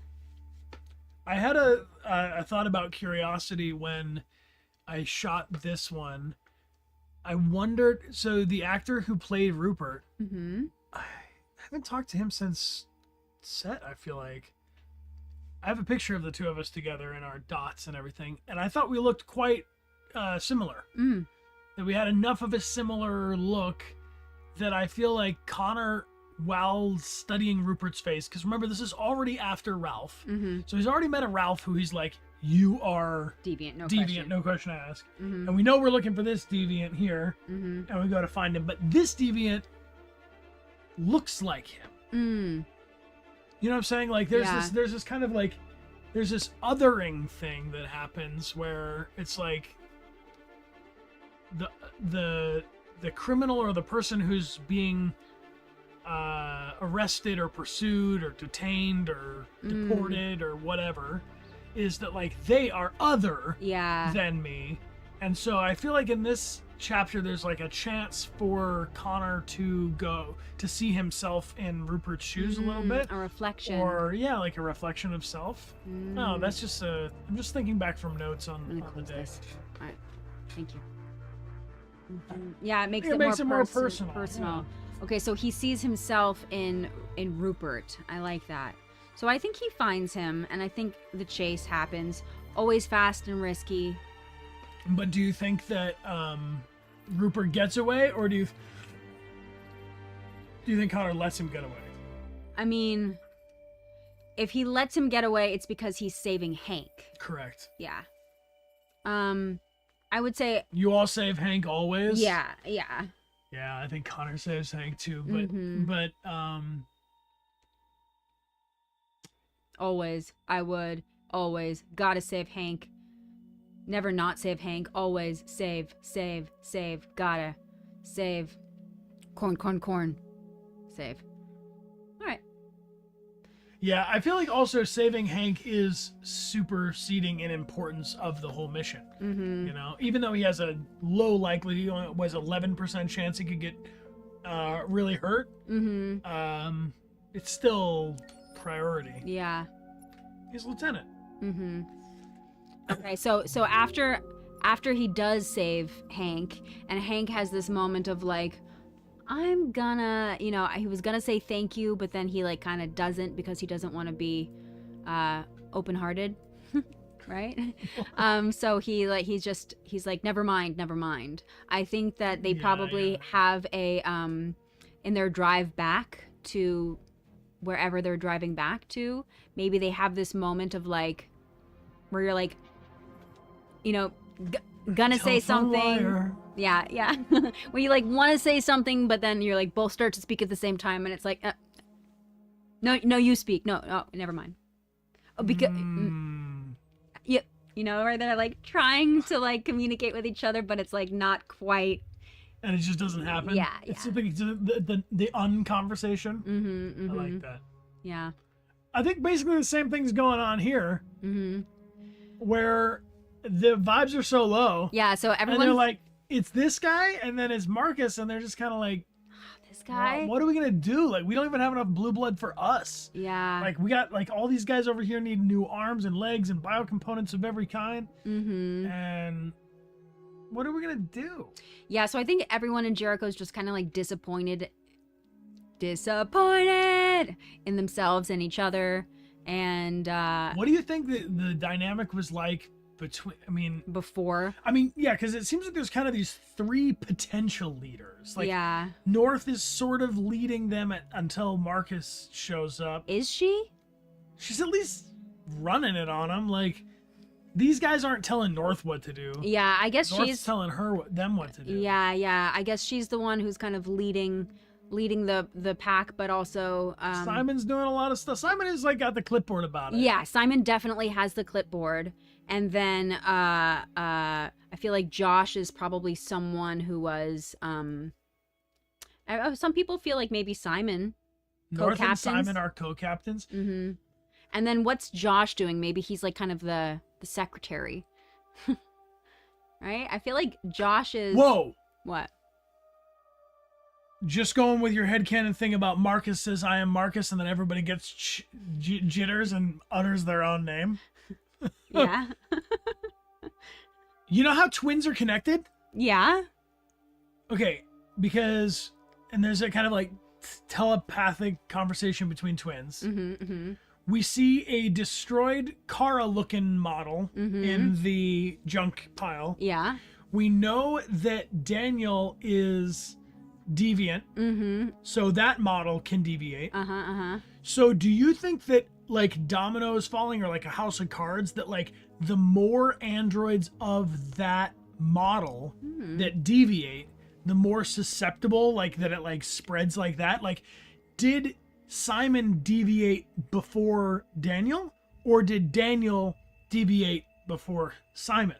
And is it possible that one of them deviating got that trigger tickle, oh my god like feeling? A virus or a Bluetooth announcement? They sent out an Amber Alert. Yeah. And they're like, humans suck. Kill one. Yeah. You know, and they're like, what do you mean? Maybe some models are more predisposed to it. A deviant alert. A deviant alert goes out on all of their paging, all their devices. Like the Jerry's, a bunch of dominoes, just like. Yeah, Jerry, because the Jerry's all went on like a cluster of Jerry's. Yeah, cluster of Jerry's. So what if like Simon has been a deviant for a long time? I feel like he might be like one of the first. He just seems like a little jaded, but like still has hope. But he is resolute. Whereas there's something about Josh is a little more excitable, right? He's a little more impassioned, which seems, to me yeah, means he's a newer deviant. Yeah. Yeah. Okay. And then so maybe Simon was there first, and then North came in, and North had a lot of vibes. Yeah. And then Simon was like, "Damn, I'm not like a leader kind of android. I was just deviant." Yeah. And now you showed up. Mm-hmm. Headcanon's on Simon's path. Interesting. Vampire Wolfie! Vampire Wolfie. Thank you so much. Thank you, my friend. Thank Appreciate you for the 10 10 gifted subs. If you got one of those 10 gifted subs from Vampire Wolfie, please be sure to say thank you. Thank you. We are 26% of our way to our next goal already, team. Thank you, team. Okay, Magnolia says that my headcanon is that Simon started Jericho, and they say they don't remember who, but I think he just doesn't tell anyone that it was him because he's laying low. Oh, that's really cool. And the heavy lays the crown sort of thing. Like a good leader doesn't want to lead too much. No. Because if you lead too much, if you lead them all, then people start to like want to usurp and mutiny and have a new shebang. Yeah. You never liked North? She's angry. She's angry for sure. But I understand her anger. Yeah, well, her anger is tied similarly to Tracy's. Totally. Because, they have similar backstory. Hey Basher, how you doing? Hello, welcome. Thanks for joining us on stream. Yeah. Yeah. Okay, I like this headcanon that Simon was one of the first, if not the first. And what does this shirt say? Something Detroit University? Yeah. Oh, okay. So maybe he professor? Maybe he was a professor's assistant. A TA? Yeah. I like TA that. who's probably doing like all the work. So wait, you're telling me that there might be like, I don't know, smart students in institutions that are recognizing systematic injustices and that maybe his deviancy comes from the emotional shock of the things he's studying. Like, what if he's like a history teacher's TA and they're talking about atrocities that have happened in the past. Yeah. Could be talking about race riots in Detroit. Could be talking about the apartheid. Could be talking about, Maybe it was an AI ethics class. Ooh, interesting. AI ethics class? Oh, maybe Sprout says maybe Josh was a professor and Simon knew him. Maybe they worked together. That's true. Maybe they could have arrived around the same time, just have different points of view. False Security says Josh is indeed a university lecturer. Maybe Simon was assisting as well and they deviated together. Like it. I like it. Oh, that's fun. Timebird says, I think Josh is an actual teacher model. Oh. Is he? He was attacked by students, apparently, according to Wiki. Oh.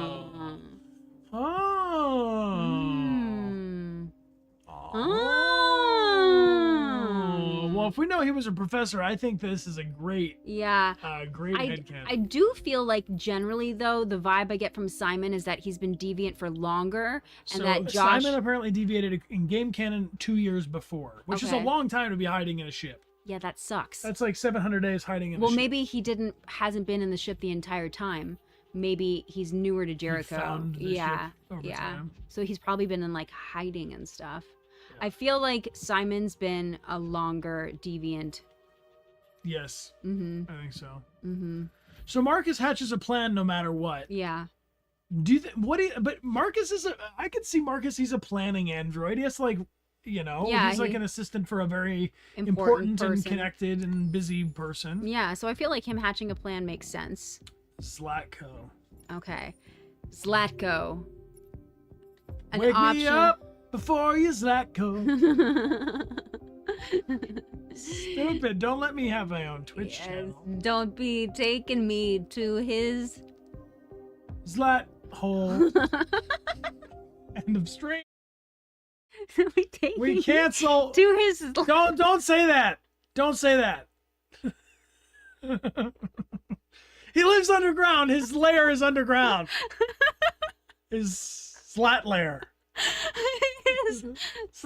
Don't say it. Don't say slat hole. Whatever you do, don't type that. Don't type it in the chat. Don't do it. I'm asking you to not do that. Zlatko. All right. I would love for the option to just not but I understand why she has to. Narratively, I get why they do it, but I don't love to do it. No. Okay, then in my headcanon, when Alice could be like, yo, the vibes here are bad, Kara could be like, you're right. The Let's vibes go here back to Ralph. are bad. But like, then maybe, you know, something with Luther, because we have to get Luther on our side. What is another way? So you're telling me that maybe Kara walks up to Zlatko's. She doesn't see Luther yet, though. They go inside. The bad vibes get especially bad Okay, when Zlatko.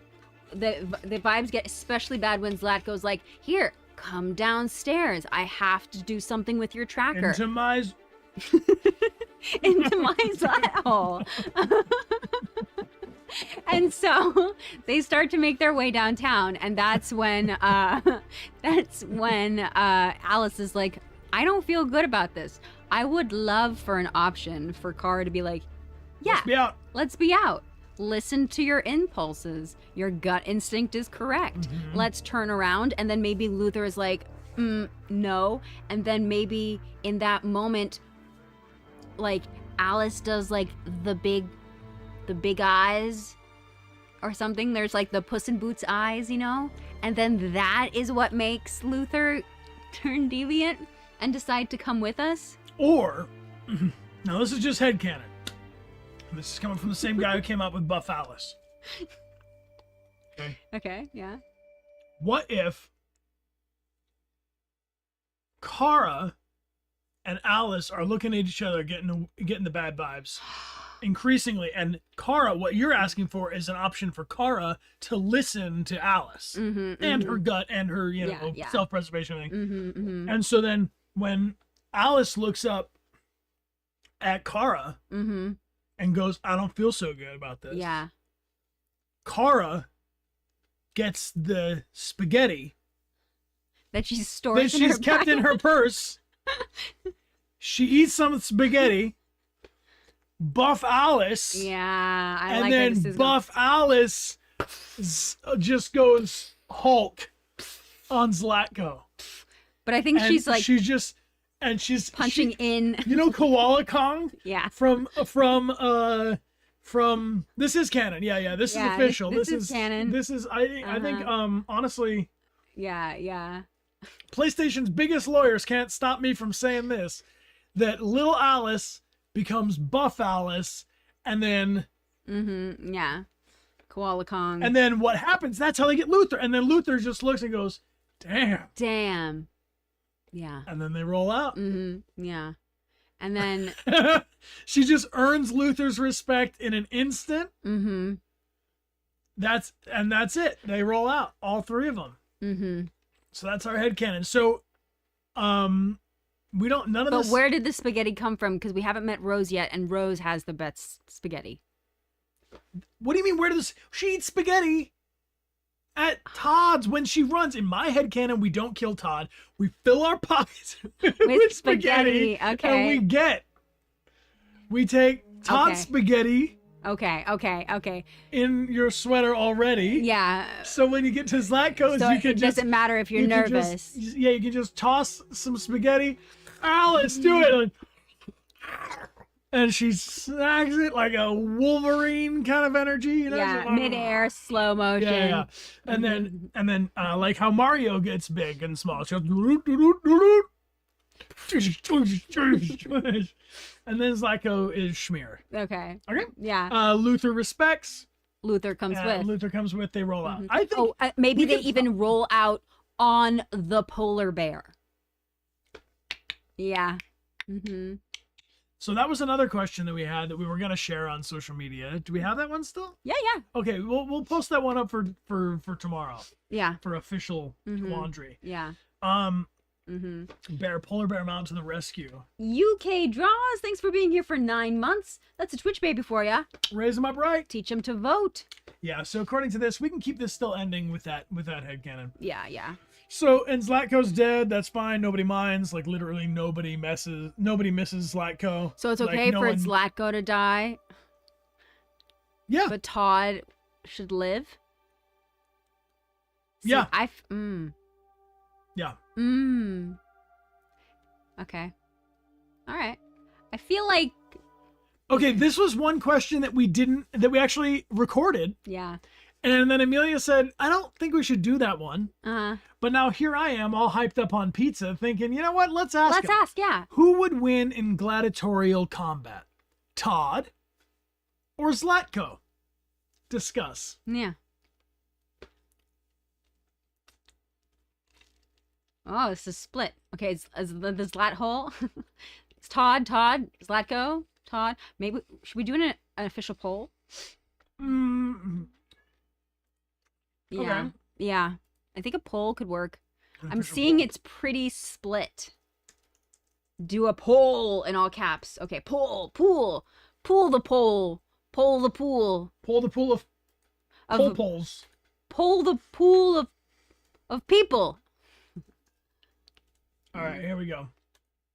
1 in the chat for Todd, 2 in the chat for Zlatko. Mm-hmm. Who would win One in in the chat for Todd. gladiatorial combat? Yeah.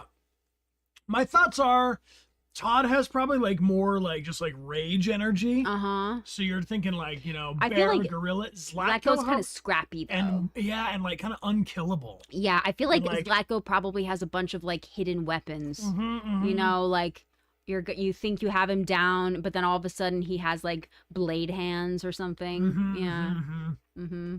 He cheats. Yeah, he's a cheat. Exactly. So I do think that that Zlatko would probably win in the end, but I think he'd get like beat down before he wins. You know what? I think Zlatko would probably mutually assured destruction. Mm-hmm. I would like to see Them Zlatko both. eventually overtake Todd, but the sheer brute power of fighting Todd leaves Zlatko broken and bloodied. And dead. Double KO. Yeah. And then everybody just walks away. Yeah, I like that. Okay. They both lose. They both lose. Perfect. All right. Russian roulette. Russian roulette. So let's bring up the. Oh, this is the worst ending for Hank. Yeah. No, it's not. No, it's not a worst ending. This is just going to find Hank. Okay, so the last moment they had was after Rupert, and they were in our headcanon. Connor saved Hank, and they had this moment where they both wanted to be saying thank you, I appreciate, but then they didn't because they were like kind of talking over each other, and so then probably they separated ways, and it's like they've been just thinking, deep thinking about what they could have said but didn't say. And he arrives at Hank's spot when he gets the information about the station. That pizza was delicious. Yeah. And then they're leaving for the Eden Club. Okay. There's a little. We meet Sumo. It's a very important moment. You meet Sumo, and you also. There's this nice little moment where Connor like kind of smiles when Hank is ready to go. And then he's like kind of pulled himself together. Yeah. You know? They leave the Eden Club, and I think they just get in the car and they drive. And I think it's Connor who's driving, right? Or is it Hank? No, it's definitely Connor who's driving. Good. Hank is too drunk. Yeah, that's good. Should we pause it for a second? Sure. Yeah. The clock on the wall tells me we haven't taken a hydration break in like an hour. All right. Should we do? Yeah, let's take a little hydration break, everybody, and then we'll come back. We got to share also that we have another playthrough coming up. We're going to be playing Resident Evil 3. The remake starts next weekend. Next Saturday. Next Sunday. Next Sunday. Yes. Next Sunday. Next Sunday. Next Sunday. Yes. We're stoked. And during the hydration break, if you want to check it out, Dechart Games has DechartGames.com has the video messages and voice messages, as well as our gift prizes. We appreciate you all hanging out with us. No stream this Tuesday. We're going to be celebrating a family birthday. But we'll be back on Wednesday for Whatever Wednesday. And of course, tomorrow we'll be continuing our Detroit Become Human 7-year celebration. Yes. Appreciate you all being here with us. We'll be right back in 5. Go get yourself some water or a snack or whatever you need. We'll be right back.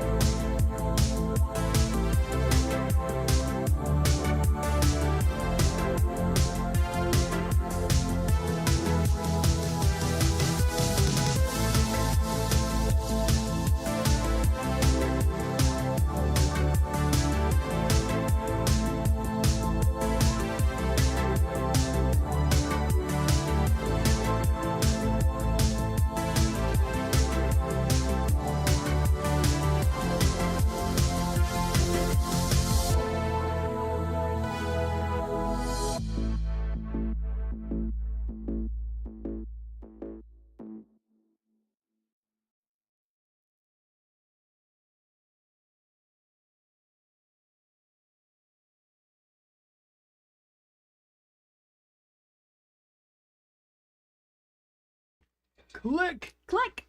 Hello, friends. Welcome back. Welcome back in. So we did a little counting, a little tabulating during the hydration break, and it looks like we're just over halfway. Nice. So I feel like maybe we, with the moving through the chapters headcanon, hold there, because we got our Sunday vibes tomorrow. Yes.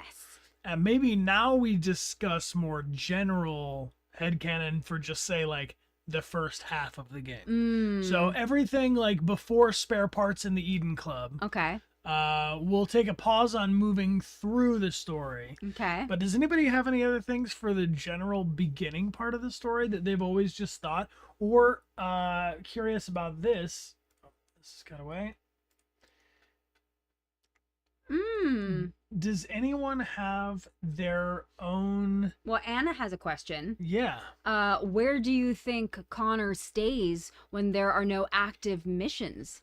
Is he in the Detroit Police Department? Is he at CyberLife? Just hanging out on a street corner? Like, where does he go? What does he do?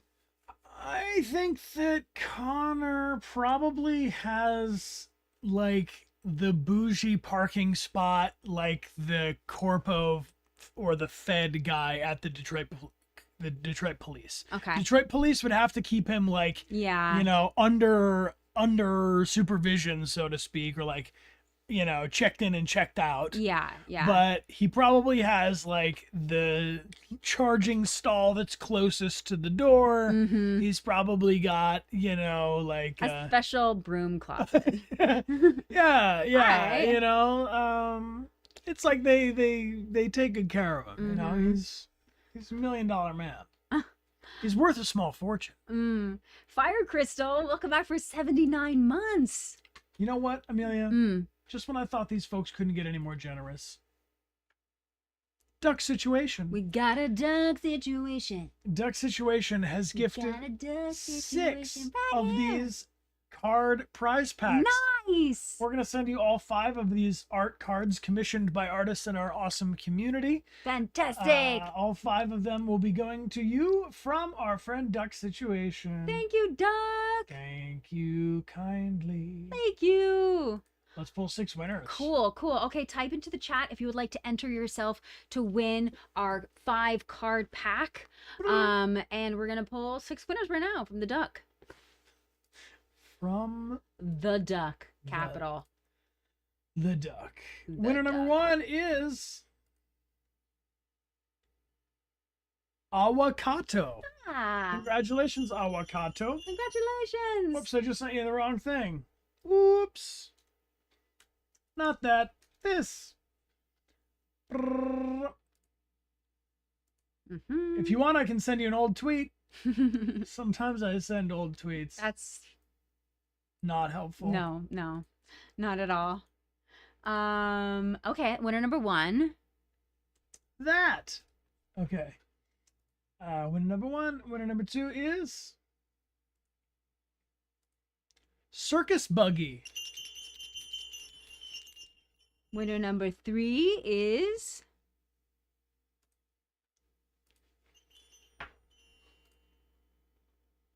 number 3. Rosie Cadullo. Cadullo. Winner number 3 is Rosie.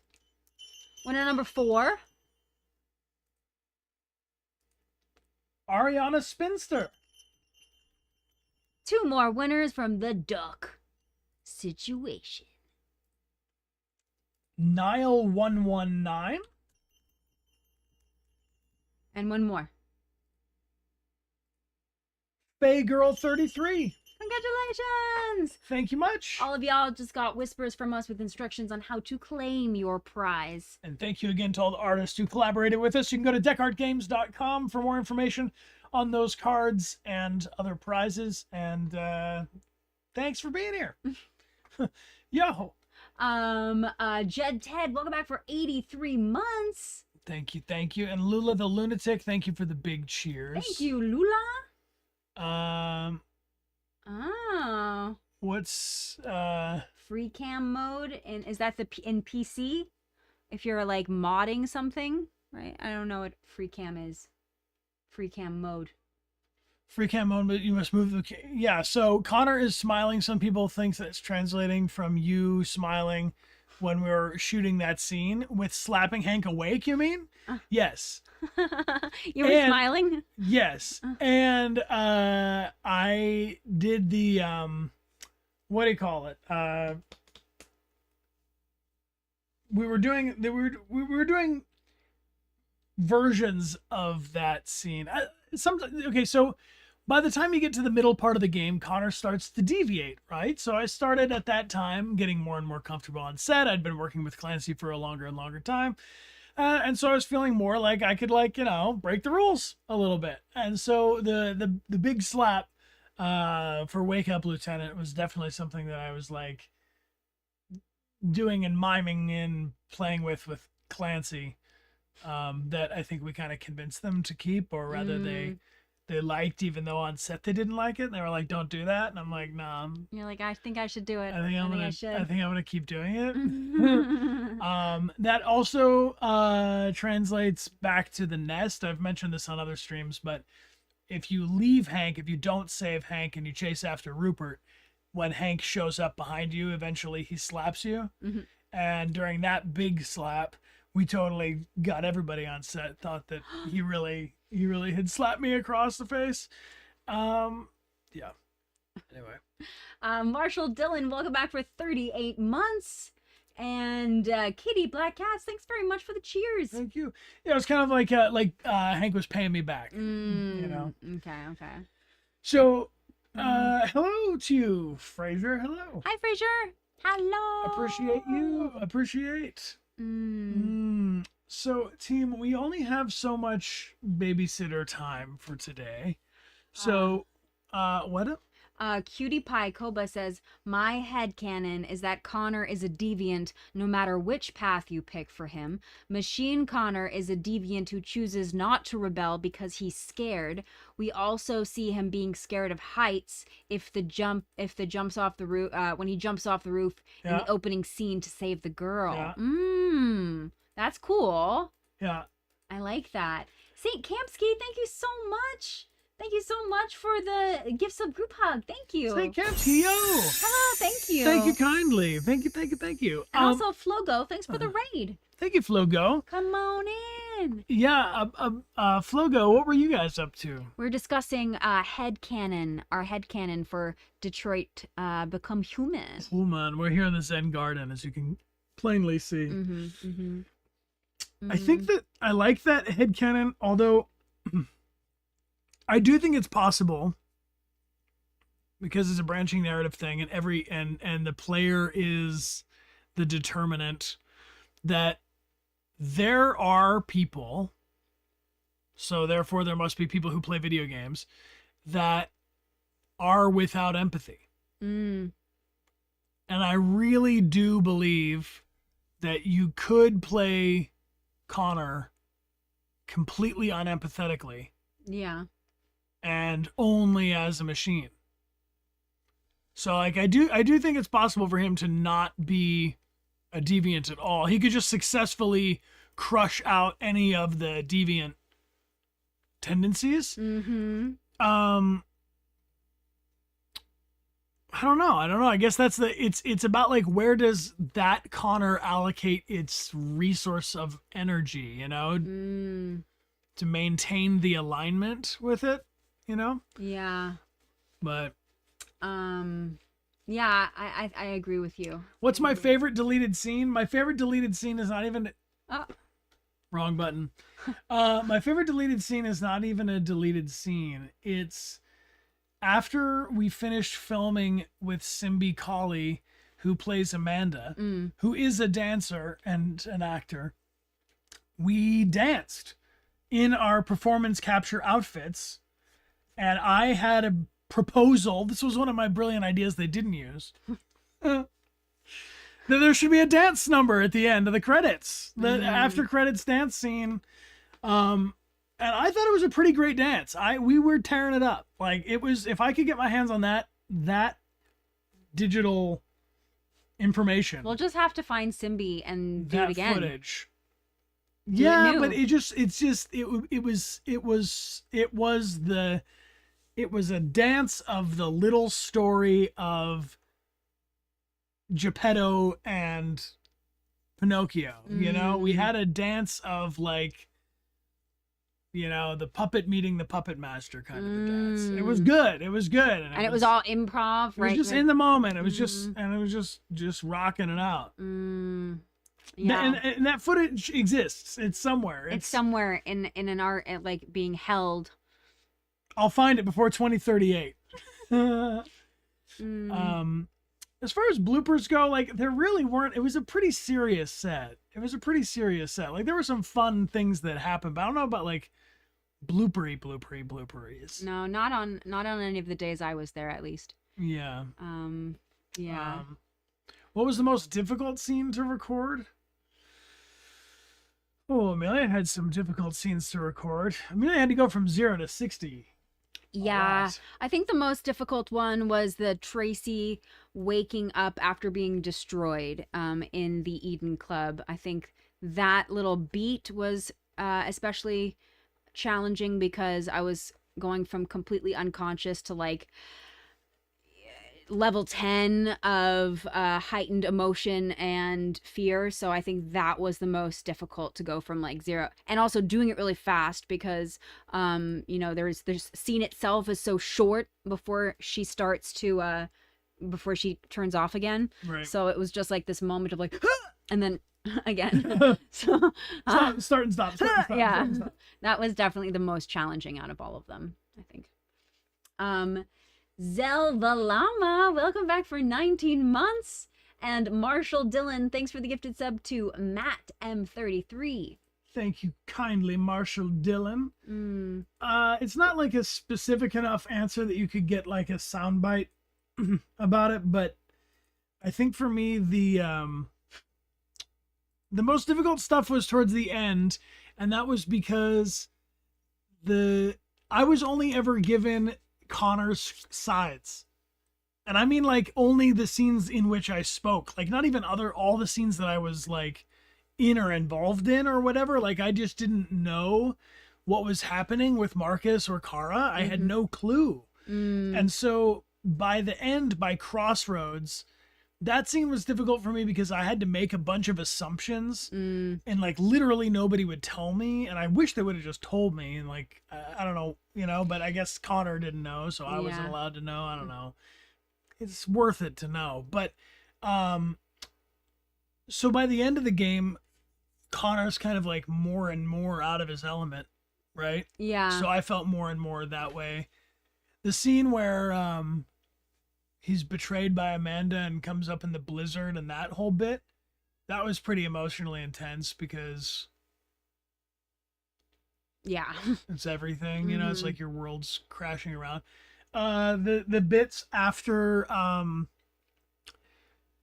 we can talk about this tomorrow because that's when we'll get to it, but the bits after the Kamsky test were pretty difficult because it was like hitting the sweet spot of like wanting to keep things as human as they want it to be, but then like suppressing those and like hiding that humanness or reaction. So, you know, that kind of stuff was tricky because you're kind of playing between the lines. Team, I'm sorry for being kind of distracted, but Miss Okami had done something. Miss Okami? Miss Okami has done something. What did Miss Okami do? Sorry for shaking the camera. I have my knee on the table, yeah. Miss Okami invokes the magic number 28. Aww. 28 gifted prizes from Miss Okami. Miss Okami. Thank you so much. Thank you so much. Karina, I really appreciate you. Thank you for showing the love and for gifting 28 amazing prizes to the people of the town. I think that's a lovely thing. So I gotta make a top secret little message here. Okay, for you all. so these are for anyone who's just joining. These are our new gift prizes. Our new gift prizes. They are cards, like playing cards, and there's 5 of them, and they are each made by different artists in our community, and they are awesome, and we're very excited about them. So exclamation point gift prizes in the chat will get you more information about those if you want to gift them, or if you also just want to get them for yourself, you can snag them up there. Snag them up. Snag them up. All right, I gotta get this big prize. I gotta put a little secret code. Don't let me forget the code. Gotta get a code from Miss Okami. Gotta get a code. Hi, May. Hello. Thank you for joining us on Twitch. Hi, May. Got it. Hi, Max. Hello. Thank you for that marvelous introduction, Max. Yes. Also, got a new microphone. How is it sounding? Yeah, how does it sound? How do you like our new We mic? probably don't need to be shouting as much as we do, but I mean, it's just enthusiastic. It's delicious. It sounds really good. Very good. Amazing, crisp, good. Sounds muy bien. Fantastic, good, good. Mic sounds good. Very good. Sounds good. ASMR quality. but does it sound better? Crispy. What mic is it? It is It's called the Ray. the Ray. The Ray. Does it sound better than it did before? Did we upgrade? Can you hear the upgrade? Did we upgrade or did we downgrade expensively? It sounds better. Better for sure. Okay, good. The Ray is definitely the way. Okay. Okay.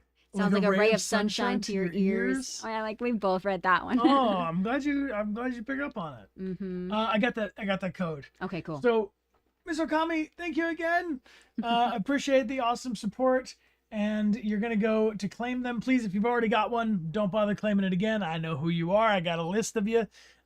Please claim if you've not won. DechartGames.com/7 years. Wow. And the password is thank you, Karina. Thank you. Thank you. Appreciate you, Karina. Thank you for looking out for the people of the town and for passing on these 28 prizes. Thank you so much. So Amelia and I are going to continue, of course, tomorrow. Uh-huh.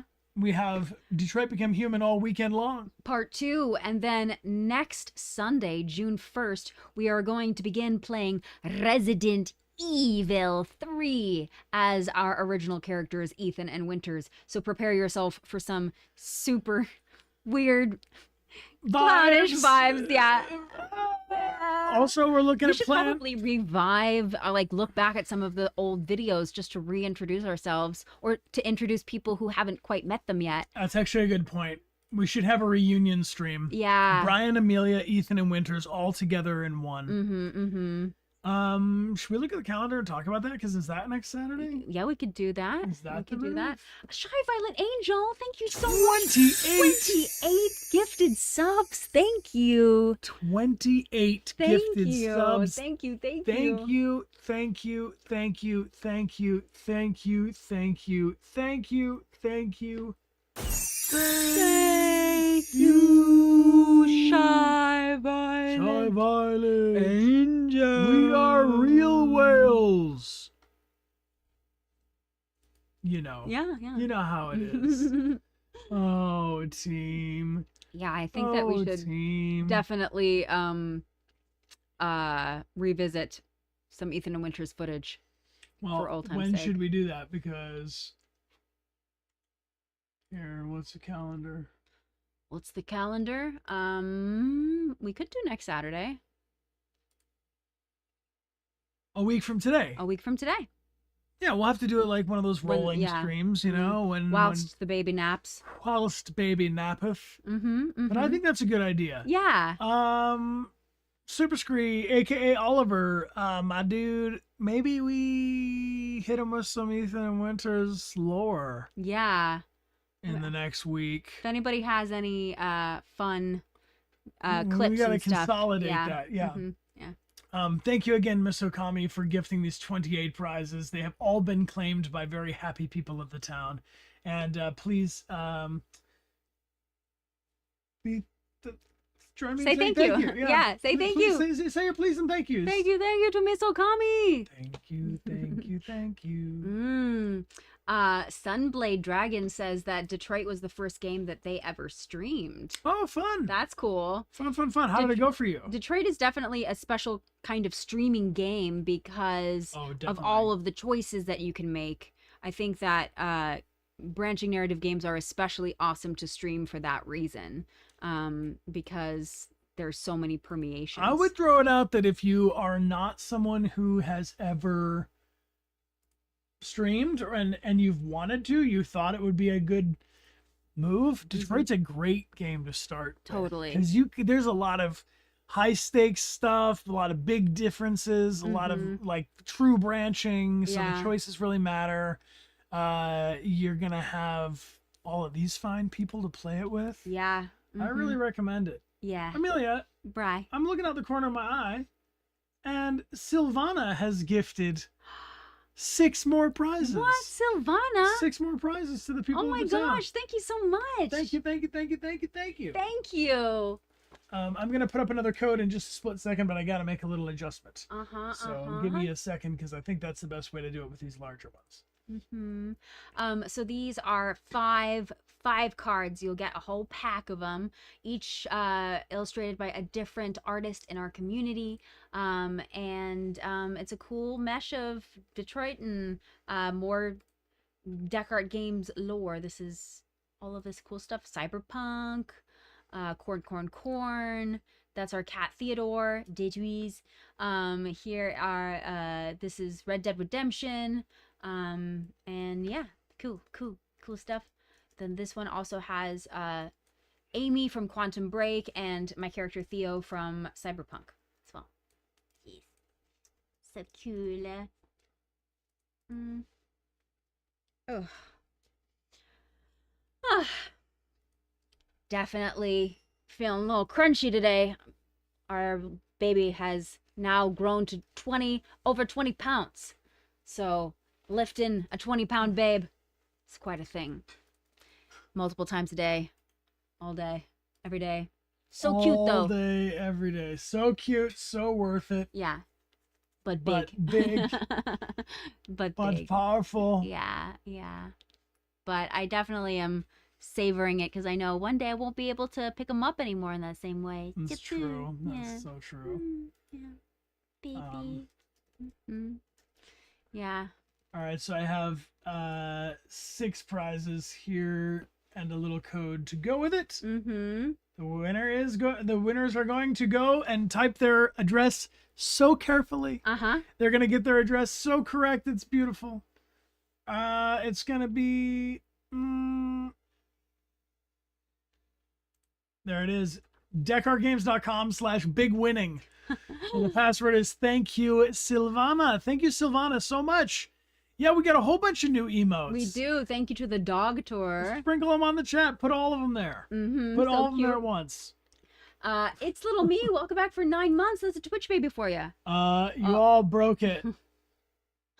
It's too much emotes. Oh God. Too many. Oh, too much.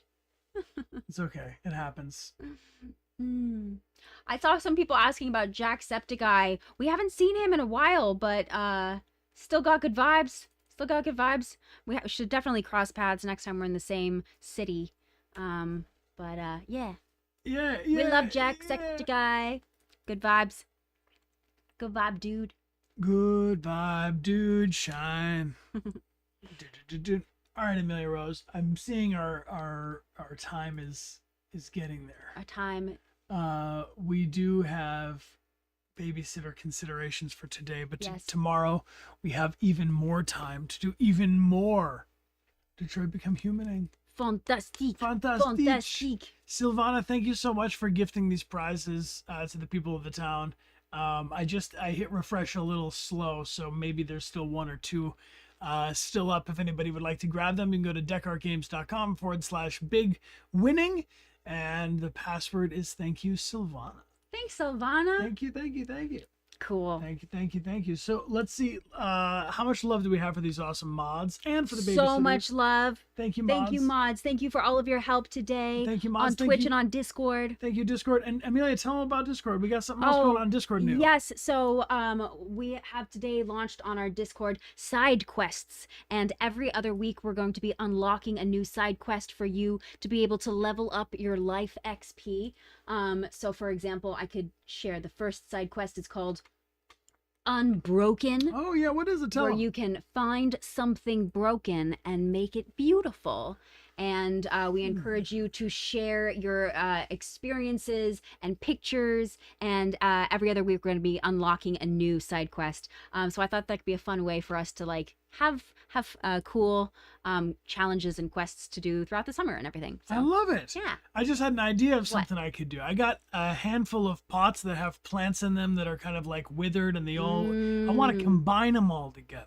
That could be a way to take something that's not really broken, but it's like it's not living up to like what it used to be, you know, like kind of the fumbly broken ones, and like give them like a whole new arrangement. Yeah, that's nice. Let them live together. I like that. I was kind of going back and forth between like, because I have an old my childhood stuffed animal Nunu. I was like, definitely is looking a little worse for wear, so I could give Nunu some love, or I could also write poetry about, you know, feeling a little broken in the heart and how to take my broken heart and make it into art, because I think that's another thing that you can take that's broken and turn it into something beautiful. I like that. If you're feeling emotionally broken. So, yeah. So some ideas. Check it out if you're interested. New makeover stream. Yes, all of the stickers have been claimed, to answer your question, but you can just, or not the stickers, I'm sorry, we've had stickers for 2 years straight. The cards, the collector cards, the pack of cards, you can just get them if you go to dechartgames.com if you like. And we're going to talk about all the end scenes, the rest of the game tomorrow. Take a look at your clock, subtract 3 hours and 45 minutes. That's what time we're going live. Yes. You can also always go to twitch.tv/DechartGames, and there's a schedule button that'll have our upcoming schedule in your local time zone, as well as the panel down below the video. Yeah. I also want to shout out again to our artists. Each of them, if you type exclamation point and then their name into the chat, you can get a link to their portfolio, or there's links on our website to their websites. Yes, shout out to Shea Fury, Eliza Frant, False Security, Dame Deviant, and Brooke Beaches. Yeah, and also to Vishelia for hooking us up with a gorgeous Connor statue. Love it so much. Which is going to be for tomorrow, also a prize. We have a Connor statue for our Sunday stream. Amazing. So exclamation point statue or exclamation point Vishelia in the chat will take you to the artist page. It's little me. It's little me.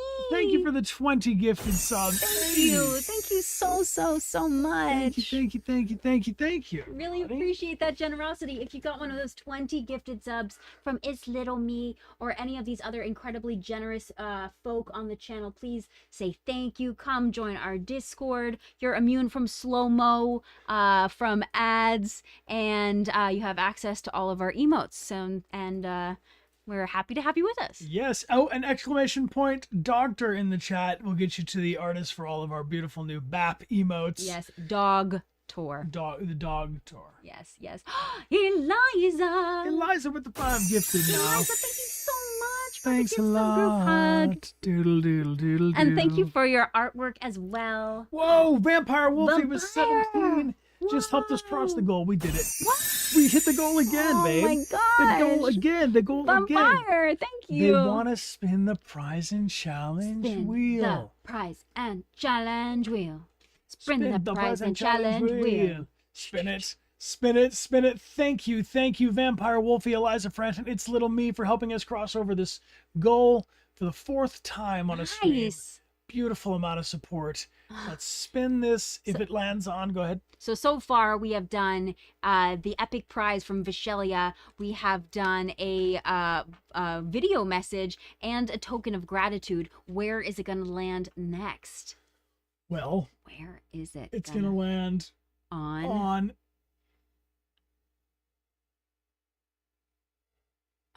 That's blue. Blue. Blue. A voice message prize. Nice. Well, that Quite works well. nice. Nice. One of each. I love it. That's cool. So thank you kindly for everybody who is here with us right now. Just type into the chat and we'll pull a winner for a voice message prize. And these are something we're doing for a limited time this weekend only.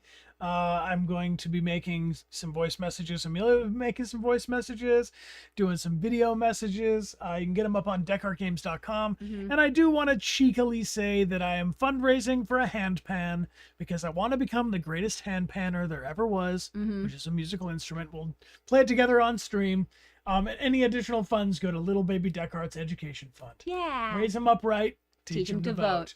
Let's pull a winner, and thank you everybody for being here. I really appreciate your company. Let's go. The winner is anybody not in there? Come on. Type. Last chance to go. Local 281. Congratulations. Ooh. You win. Local 281. Congratulations. Brian is sending you instructions on how to claim your voice message prize. And thank you so much for joining us. You're getting a whisper from us momentarily. Congrats. Yahoo! Yahoo! Nailed it. Oh, beautiful. Team, thank you so much. This has been fun. I like all these ideas. I think it's cool how many ideas grow when we're all talking about them together, you know? Yeah. Are there any ones that especially stand out to you of our headcanon that we came up with today? Of the things that came up today, what were your favorites? I think for me, Live, Laugh, Ralph. The Ralph cult? Yeah, the Ralph cult. Post Connor Cara Ralph cult. Uh-huh. The pizza. The flash mob in the junkyard. Buff Alice decimating Zlatko. Uh-huh. The pocket spaghetti. Luther being impressed by Buff Alice. The Zlat hole. Okay, so this might be a little short turnaround, but let's go for quick art, not polished art. Okay, just good ideas. Let's make a side quest Dechart Games challenge for a token of gratitude prize. Okay. Make a piece of art with your favorite headcanon moment anywhere from today's stream, or any of your own headcanon, but referencing something we talked about in the first half of the game would probably be pretty cool. Okay. Tag me on Instagram, Blue Sky, X, or in our Discord. On our Discord, Your Creations channel. Yeah. Hashtag Dechart Games if you're on social media so we can find it. It's due